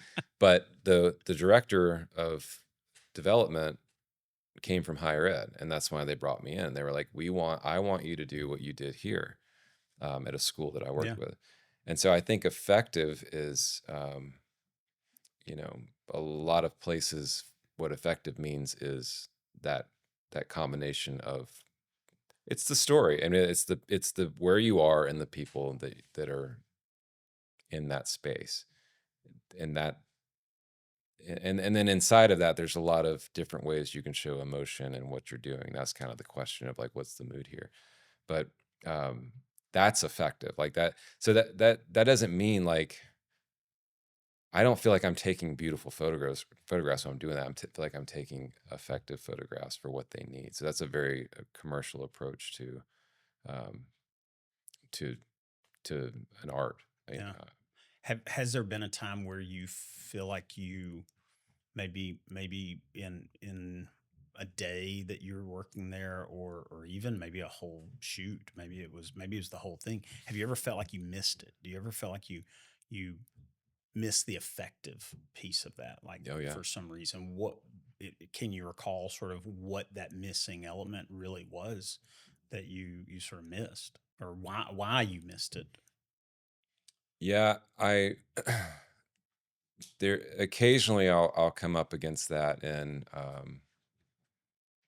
higher education, and it's usually not. I'm not trying to like deflect, but it usually is like some kind of outside. There was a school that I shot for. It was with a marketing firm, and thankfully they were there to kind of see how it was. But it was a very unique school. It was spread out on different blocks. Like it wasn't even like a consolidated campus in Louisville, and they didn't have people for us. They weren't like, a lot of times they'll like choose ambassadors or people that represent the school Right. well, and like at least have access to them. And then some schools like, Rhodes or somewhere like a small private that's really a nice, pretty school, like they don't have to do that. You just walk around and everybody's doing like, these collegiate things everywhere. But this didn't have either one of those things. And so it was like kind of like a ghost town. And it was like a real, like again, thankfully I was with a marketing firm. And so they understood the struggle. And that's who my client really was. Right. But we got to the end of that thing and it was like, I was like, I don't know that we got it. Like, Mhm. I'm not sure that, and we were busting our butts to do it. In fact, I was even like running around, like I ran because they didn't have a schedule for us. Like it was not, just wasn't, it wasn't the firm's fault. It was just like the school Right. did not communicate well with them. And so I was running around the last day, like I was talking to professors in science and I was like, because that's the kind of stuff that can help save it. Like if you just sitting in a lecture classroom is not going to save it. But like if I can get like them doing some stuff and being active, like that will help a lot. I'm like, when are your classes? Like this is stuff that, normally is taken care of. I'm like, can I please, like, I'm basically look, I really need this. Like, can you help me out? And they were like, yeah, come on, come on. I have this and I have this. And so I'm like, all right, cool. I'll be back over here. And so I'm running, like, it's not literally across town, but it is blocks. I'm like back and Yeah. forth. And then I get in there and I finish that out. And it was, and I got something. I mean, I like did, but it was like, I mean, kind of going back to like the heart, like if it's almost like training for something like that, like, cause you're going to have to literally physically like move your body with a bunch of gear. You're going to be hot. You're going to Yeah. be, and this is not comfortable. You're not just showing up, most of the time you are, and they have it settled for you. But like a lot of times you're having to also like in a strange place that no one knows who you are, having to make that thing happen in order to save my butt is not really the best term for it, but like to make sure I'm fulfilling my commitment to what they've done Yeah. or Well, what we're doing. no, I think that's one of the hardest things is whenever, oftentimes it comes with a lack of communication on somebody's part, where you show up and what is needed is not present. And that's when it really stretches the experience that you've had, the skills you've got, but then also like those interpersonal skills and that grit to just say, we got to make it happen. You can't Yeah, just throw your hands in the air and say, screw it, I'm yeah, done, you know? Um, That's what I like about the community I mean, it's what I've always liked about photographers, but the videographers, most of them, they seem like they're willing to get their hands dirty and like work hard, like we're talking about, like just that. I don't know. I feel like a kindred spirit to those type folks who are willing to just to bust it. And because I had this art, I did Alyssa. I still want to call her Luna. Alyssa Green. yeah, Um, she was our assistant when she went to Montevallo. She works in Calera now, yeah. and I came in and I think we may have talked about this, but I did a photo class for her, a lesson, like a photography lesson. I don't know Yeah, why. yeah, just taking like a where you opened it. Are you talking about the recent one you did, or is this Yeah, years well, ago? it was in the spring. Okay, yeah, Why am I blanking on what like that's a called? workshop. Yeah, kind of. Yeah. And so I ended up in this like I was there for like 3 periods, and like there's this middle section. She didn't Oh, have you something. went into her Yeah, class in her to class. teach. Okay, yeah, yeah. So you were just like a guest Yeah, speaker for her, yeah. and but you shared your experience in multiple It was like I was classes. like doing a photography class. Yeah, Yeah, yeah. I mean, she's an art teacher that yeah, focuses on photography. Yeah, correct. yeah, This is a long way around to yeah. get to You were this. a guest. But she had this middle section, and they were just like people would just come and hang out in there. Yeah, And so it was these. I think they were all on the baseball team, which that's been my world. yeah, yeah. Like That's I know that yeah. that You can flavor of definitely, boy. yeah, you can definitely uh, at least talk the talk with those kind of guys. I would imagine. Yeah, yeah, and yeah. So um, anyway, they were just kind of busting my chops, and I made. I'm sure like I'm sure it sounds stupid to them, but I made the point. I was like, 'cause I was trying to just get them to like buy in a little bit to what I was doing, like, because they just didn't have any real care. Yeah, And I had asked them what they were wanting to do, and I think one of them was like going to do construction. Somebody was going to go into sales and something else, and I was like, well, I really consider what I do like a blue collar job. And they were like, I mean, you could have heard their laughter outside, and I was like, no, I was like really like fighting for it. I was like, I'm serious. Like, what do you consider a blue collar job? Like, what do you do? Like, what's the like? And so I'm making all my points. Like, I mean, if your plumber doesn't get paid until he shows up and he does the work. Like, I don't get paid. I don't, until I show up and I do the work. right. Like at the end of the day, like one, I work really long hours. Two, I'm usually sweaty at the end of the day. Like, I don't know, like what else classifies like blue collar or white collar. I'm not sitting in an office doing something. So anyway, I never convinced them that I was, but I Right. think because it's like art, it's like or creative that's like in this other like category of Yeah. like white collar or Right. like it's not, but it's the people that are really. I mean, there's a lot of people that are in offices doing a lot of great work, but I don't. But I mean, a lot of the people I know that are doing it are getting dirty and like they're getting sweaty and they're having to their minds are just like maxed out because they're having to process this on top of having, like you were just saying, having to process interactions with people and trying to keep schedule, and like for the reasons I was saying, like that can be really singularly focused, like that will at the end of the day, like that will I will more than the physical part of it, that will like completely wear me out. Yeah. um but it's like it's tough work, like it's really, but it's really satisfying. You get done with it and you're like, I did something today. It's like when how you feel when you go for a run and you're like, I'm really glad I did that after, I didn't want to sometimes, I don't always want to work that hard all for 12 hours or whatever, but you always feel good when you're done. So Yeah. Well, anyway, it's a blue collar job. obviously, Yeah. I don't know anyone that would disagree with you on that. Oh, well, I know a lot.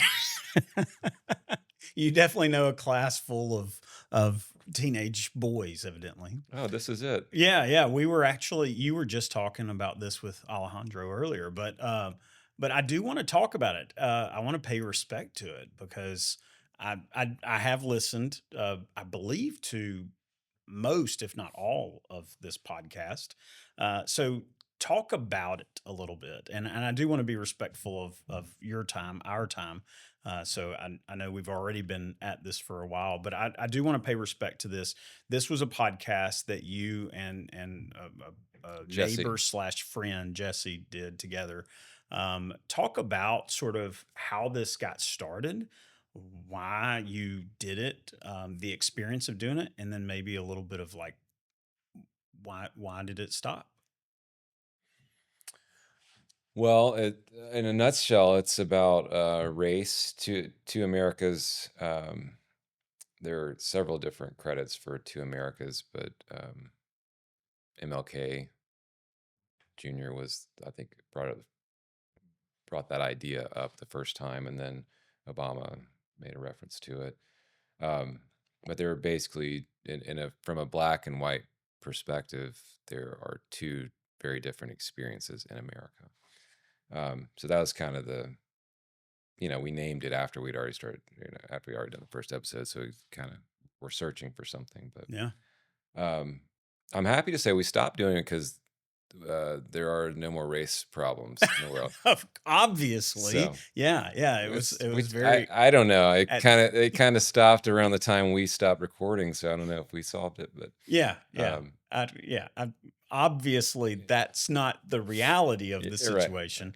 Y'all didn't, I mean, obviously you contributed to the Yeah. cure. Oh, the 100 people that heard it were, well, and also like this has been a long time ago that we did this. This was,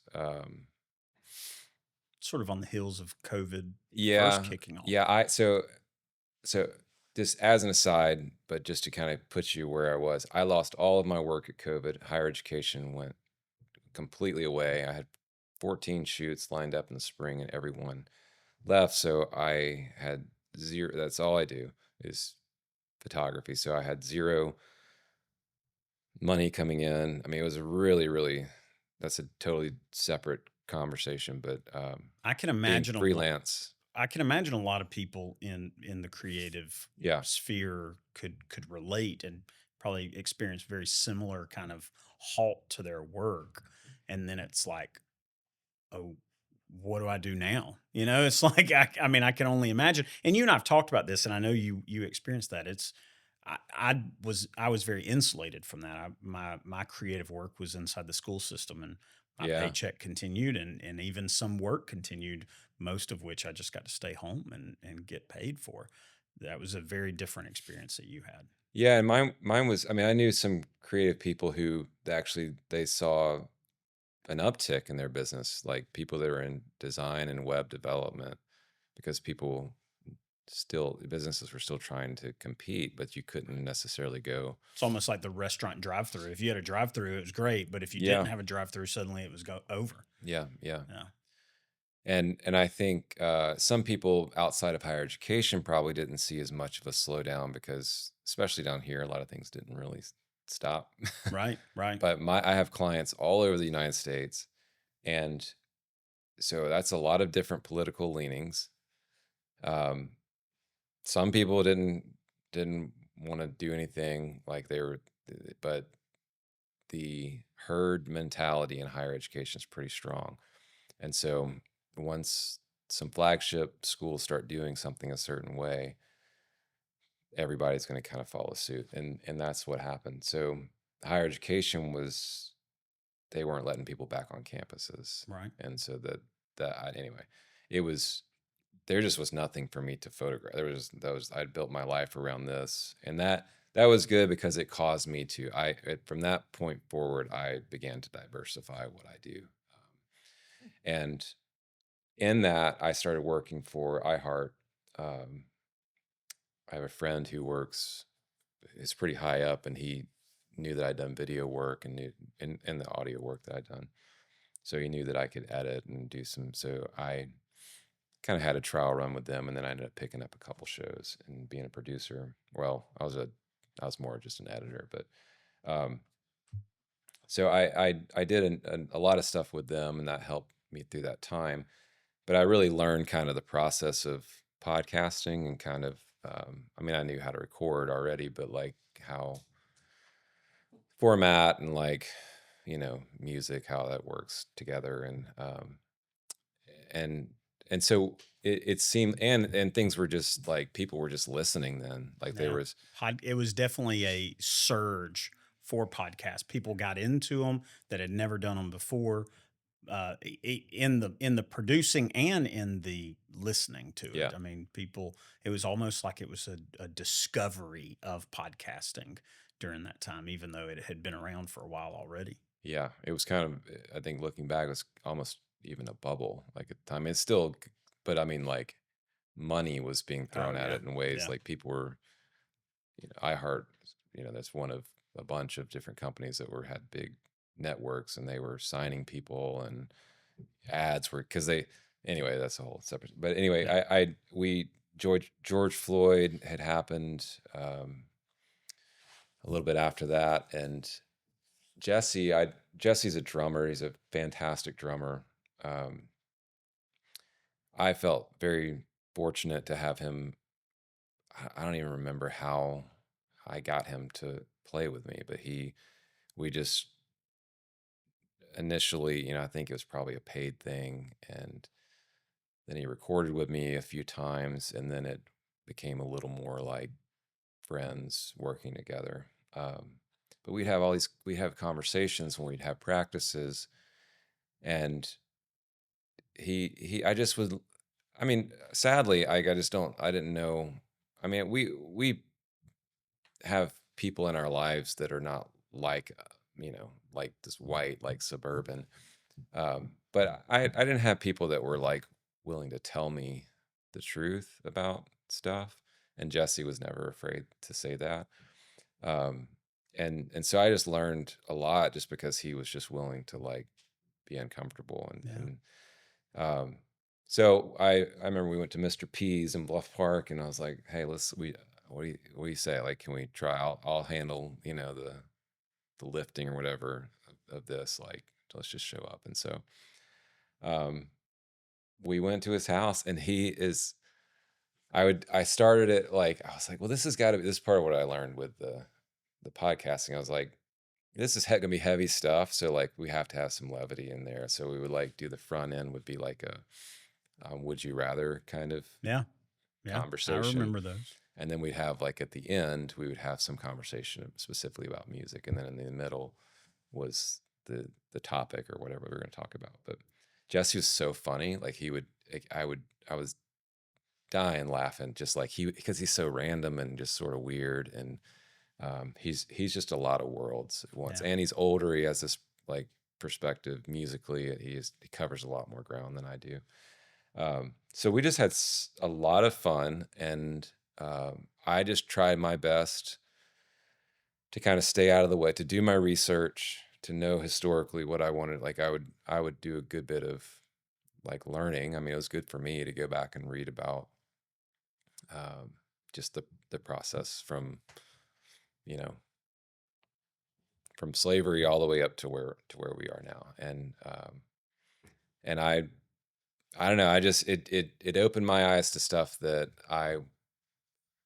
not that I was ever against but I think just sadly, like we just don't learn it the way that it is the reality for the people who have lived it. I say we don't learn it. We don't, like the white suburban. So and so we put out a couple of those, and like people were like coming up to me who didn't know Jesse, and were just like, I had no idea. I had no idea. Like it just probably one of the more, again, it didn't make it huge like it did, Right. Right. but as far as an individual impact and the feedback I was getting, it was like people, I don't know, they just needed to hear it. Yeah. And I think it, I think it changed a lot of people's minds about how they view um, someone who is black living in, well, anywhere, but particularly in the South, and then particularly in the areas that we live in. So I don't know, man. It probably meant as much to me as it did anybody else, but I give him all the credit because he was just so vulnerable and Yeah. open. It was really, I mean, one of my favorite episodes was, I think, whenever y'all went and actually talked to his To his mother. mom, yeah. Yeah, so that was really cool. Just I mean, even some of the behind the scenes stuff that y'all shared out photos with the two of them on her at her front porch of Yeah, we went um, to their family graveyard. yeah. It was really interesting. Yeah, there's Pope was in the family name. It wasn't the last name on that grave, but there was Pope was Hmm. in the name. So it's that was interesting. I'd love to know a little bit more of the history. I have not studied the history of the popes in general, but I do know that there are. I mean, I grew up in Hueytown, and in Bessemer, I know there was a black family that was pope, as well as my Interesting. family. So I'm sure there's some type of potential connection there. There's not a ton of popes that aren't somehow connected. So I'd be curious to know more of that. But I mean, what I value in understanding a little bit of y'all's friendship and this podcast, I value the fact that two people with different experiences and probably even different opinions at times of things can come together and just have a candid, respectful conversation. I would imagine the two of y'all probably agree on a lot of things, but even if you didn't, the ability to come together and just have a conversation, I just feel like too many times in at least the popular media or big media, it just doesn't seem like that can happen. It doesn't Yeah. seem like we have the hard conversations in a respectful way. Um, no single podcast is ever going to solve this issue. No single friendship is ever going to solve this issue. But I feel like, you know, things like this and even just if the cameras weren't on, or the mics weren't on, even just sitting down and having conversations with people that their life experience is different than your own. I mean, I just think we need more of that. What and if it can be recorded and captured and shared, even better. But I valued this, man. I thought it was awesome. I thought the two of y'all uh, did well with it. Love to hear his story. Love to hear the perspective because I do think just sharing those perspectives that oftentimes aren't discussed is we need more of that. Yeah, I think um, we there's this thing, and not to get I don't want to get into politics or anything, but the you know it, I've heard this thing like the empathy is a weakness, like that there's this like growing sort Mm, of like resentment of people who are empathetic, and um, that like that's it's almost like you're giving in, or that something's going to take over if you give any ground. And I mean, that's like that idea and that feeling is as old as the problems are yeah, here. And I I feel like one thing that people they there a lot of the reasons why we have the problems that we have, in my opinion, is based in fear, and things might become different or change, yeah, or there may be a shift in power, or yeah, and I think that keeps people from it can keep people from listening and hearing. Like, so much of what I learned was not like, and this isn't like, hey, yeah, we're gonna like, I mean, he has his moments of like black power, but like it's like, and but I don't honestly, when I got through listening to it, I was like, I don't blame you. Like, I don't blame. yeah, You should be like, there's so many things that you should be upset about. Like, you've had so much patience with the rest of the world, like, and so I do think there's this idea that if we are empathetic, we can't be empathetic. If we're sympathetic to how people are in that, who have been disenfranchised, that somehow we're gonna it's gonna flip the script, and they're gonna have a foot up on us or whatever. Not that yeah, that's how they'd say it, because they think we're all equal, but and that was not my experience at all. It's just like, people just want to be acknowledged that things are that are different. They are different, and that it's not that it's acting like that there's not a problem is it's just a really, it's almost like where do you go if you don't think if you're not willing to admit there's a problem, like where do you go from there? How Like can you really have a conversation at yeah, that point? yeah, exactly. Well, I think it's the same way that, unfortunately, not just politics, but I think humanity has done this over and over again, where if we can make the other side, the opposition, seem ignorant or evil, you win. You know what I mean? Like you're winning over your people at least. And but the issue with that is, the ultimate issue is, that is a non-starter for a conversation. Right. If you feel as though my perception of you is that you're completely ignorant or evil, how can we begin to approach each other and have like a real conversation of being authentic with each other and trying to understand the other side? There's no real way to continue that. And the idea of, well, let me put it this way. I don't read near enough, but I love books and I love music and I love even film and video and I mean art in general. I mean, you can even take it to paintings and things. Like, it is a story, and it allows you to see somebody else's experience or perspective without necessarily literally living their life. You know what I mean? Like, it gives us an insight. And I discovered this reading a book that was specifically about, it was an African American woman growing up in a terrible situation, abuse, neglect, poverty, constant barriers and opposition, and even more abuse and neglect. And it was something so far removed from my experience. But by being able to read the book, I was able to, at least while in those pages, almost step into her experience, which was just really eye-opening in a lot of ways. And unfortunately, I just don't think we take near enough time to do that very thing. And that is what we're talking about, that empathy and sympathy. It's like, I look at people that have different lives than me, different experiences, different backgrounds. I cannot say I know what you're going through. You know, I can't do that, but I can attempt to understand it a little by little if I take the time to read the stories or listen to the stories or watch the movies. I mean, just there's so many resources out there now. It's almost, the ignorance are the people that just keep putting the blinders on and just refusing to listen. So I appreciated the conversation and appreciate the fact that the two of y'all, your friendship and candidness with each other. So so it was cool. I would love to see more of it. So Well, maybe we could do it in here. Would love to, man. Definitely. Y'all let me know. So you wouldn't even have to book a session.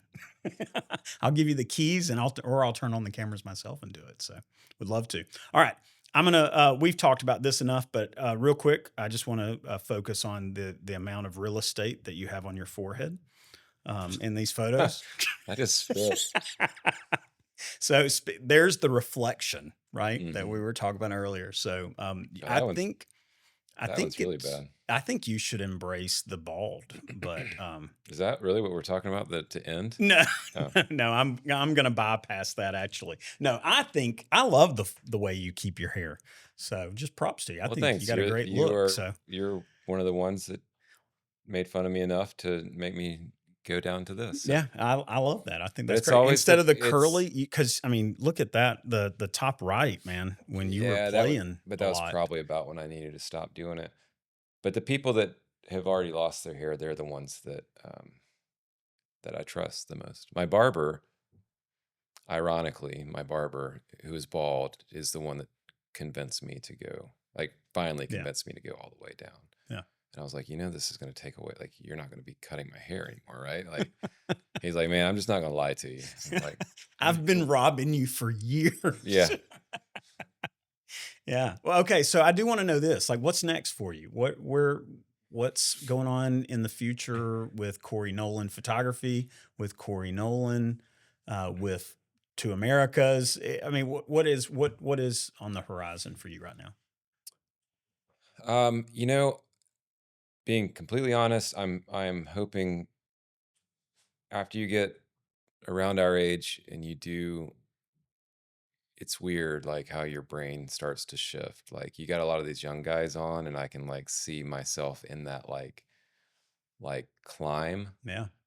and you have the energy to do, and and you know, the over the hill thing, like you hear that all your life. And I just thought it was like just a reason to go and put like crows in somebody's yard or something, you know, like or Yeah. whatever. Yeah. Um, it's not like there's this like this physiological thing that's happening that is like your brain is like you realize, because physically you're starting to slow down, mentally vision things, like all these things start to deteriorate. Those books and Yeah, screens are getting further away. yeah. And you're not I don't know, you're not in the same state, and so you start to get to nest a little more. I feel Yeah. like I am. And I'm starting to try to think about like, rather than what's up, I'm trying to think about, all right, how do I where's the wisdom and where I'm at, and how do I like maintain and do that wisely? And some of that, I don't mean that that's not growth still or not like Right. advancing, but like you made it, you said something about it before. It's like, you know, you will start being in a bunch of different directions, and coming up, I feel like I was just willing to run like, you know, as fast as I could to whatever the whim was and hope that it stuck. And a lot of that stuff didn't work, Yeah. thankfully. But now it's a little more calculated and like, all right, well, um, you know, I have one of the things that I got into was virtual tours for campuses, and I paid to have a software built to be able to offer that to schools. And I'm like, well, I have that built. Like I need like wisdom is like, how do I take this? I'm not gonna go and start something new and potentially it not work. I'm gonna work within what I have, because I feel like there's more to like squeeze out of what I have. So thinking more like that. And then I mean, we're 100% freelance. So it's like, I got to think about the end. Like, how Yeah. am I getting out? How am I going to live in the end? Um, so where I put my money right now is like, I'm literally thinking about like, am I buying a lens, or am I putting this towards my retirement? Yeah. So and then you got kids going to college and all that too. So it's just, I don't know, it's just interesting how a different decade kind of brings in the different way of thinking about it. So I don't know. I hope I'm doing this. I think one of the reasons that I do try to stay active is I need to physically be, I will go on the road. I mean, there's a session, a shoot I've booked. It's in the Virginia, North Carolina area, and it's 4 schools in 10 days. Oh, wow. And so, and I'll have a break. Like with all one of them, I won't have a break. I'll go for like 4 straight days on one of them. But I have to be in good shape to do that. Like Yeah. I have to feel good. I have to take care of myself. You know, make good decisions at night so that I feel better in the morning. But also Those are be, hard lessons to learn yeah, sometimes. yeah, exactly. I'm still learning it, but um, you know, the running and staying like just physically feeling strong on top of my body like working against me now. Like so Yeah. so I don't know. I just have to think. I should be so much more of an adult now. And You how, do sound really old right now. Just yeah. I told talking about all somebody actually at that meetup. I don't even think he asked. I just told him. I can imagine you. That, That's me. We've gotten to that age where it's like, I'm going to tell yeah, you my wisdom. unsolicited Yeah. advice right now. Here it is. But I was like, you know, you don't think about how, if you're doing what it was, I knew what he was doing, and it was physically demanding. I was like, you don't think about this stuff. Like, take care of yourself. Hmm. Like, because if you want to, I mean, you can do this for a while, and then I've watched a lot of people like not take care of themselves and have a really hard time or resent what they're doing because it's just so hard at that point.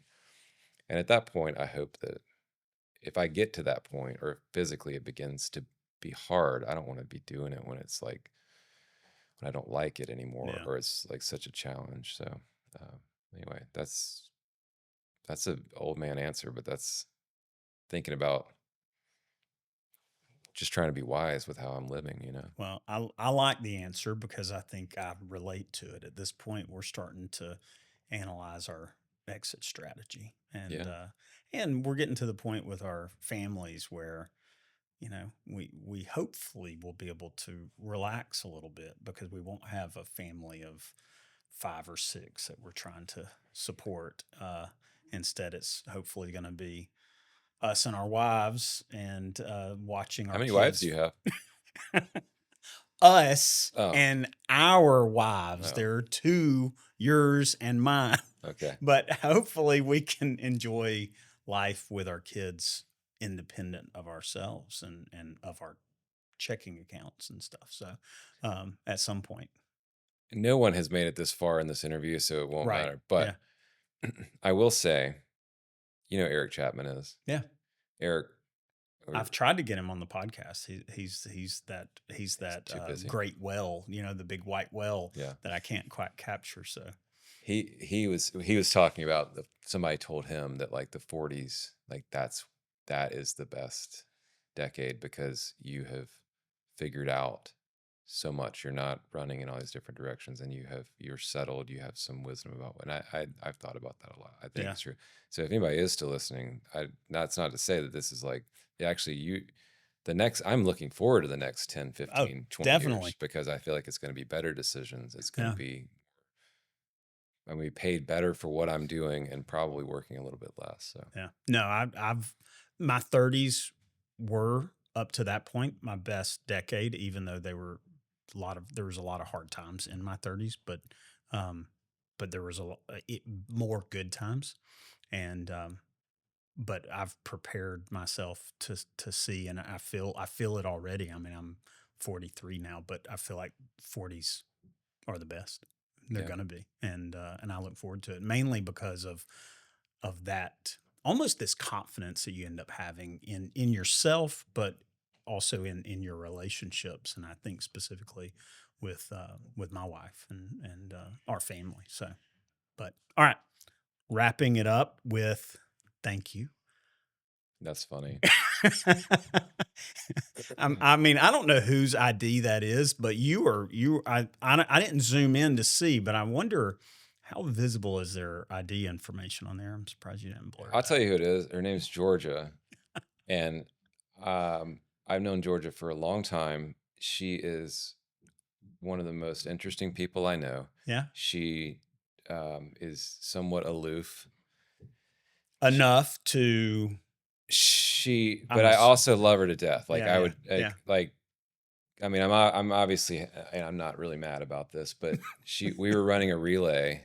The Mercedes, we were a team, so she Okay. ran up, and she came out, and she was annoying me so much because she was slow getting up there, and then she like had to take her jacket off or something like that, and I was like, I need to go, like I need to run, like I don't remember why I was having to wait on her. Like, I don't know why I didn't just leave. But anyway, she went in, probably because of this. She went in the bathroom to change or take something off, and she came out and she was like, my Don't tell. license fell in the.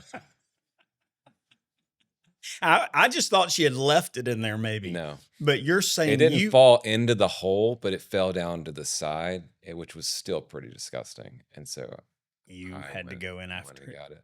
Yeah. Was it blue? No, it didn't. No, It okay, didn't fall. okay. No, it wasn't. That would have in made the- it a yeah. better story. That would have made it. If your hand was covered in blue right now, that would have been. She wasn't going to get it incredible. though. She knew where it was, and she wasn't going to get it. Well, that was very kind of you. Well, seriously, Corey, like you are a storyteller and you are a reflective storyteller in that. Like you really do take a lot of time to study the world around you. And I value that. I value our friendship. I value you. And I appreciate you taking the time today. Oh man, thank you. Thanks for doing this.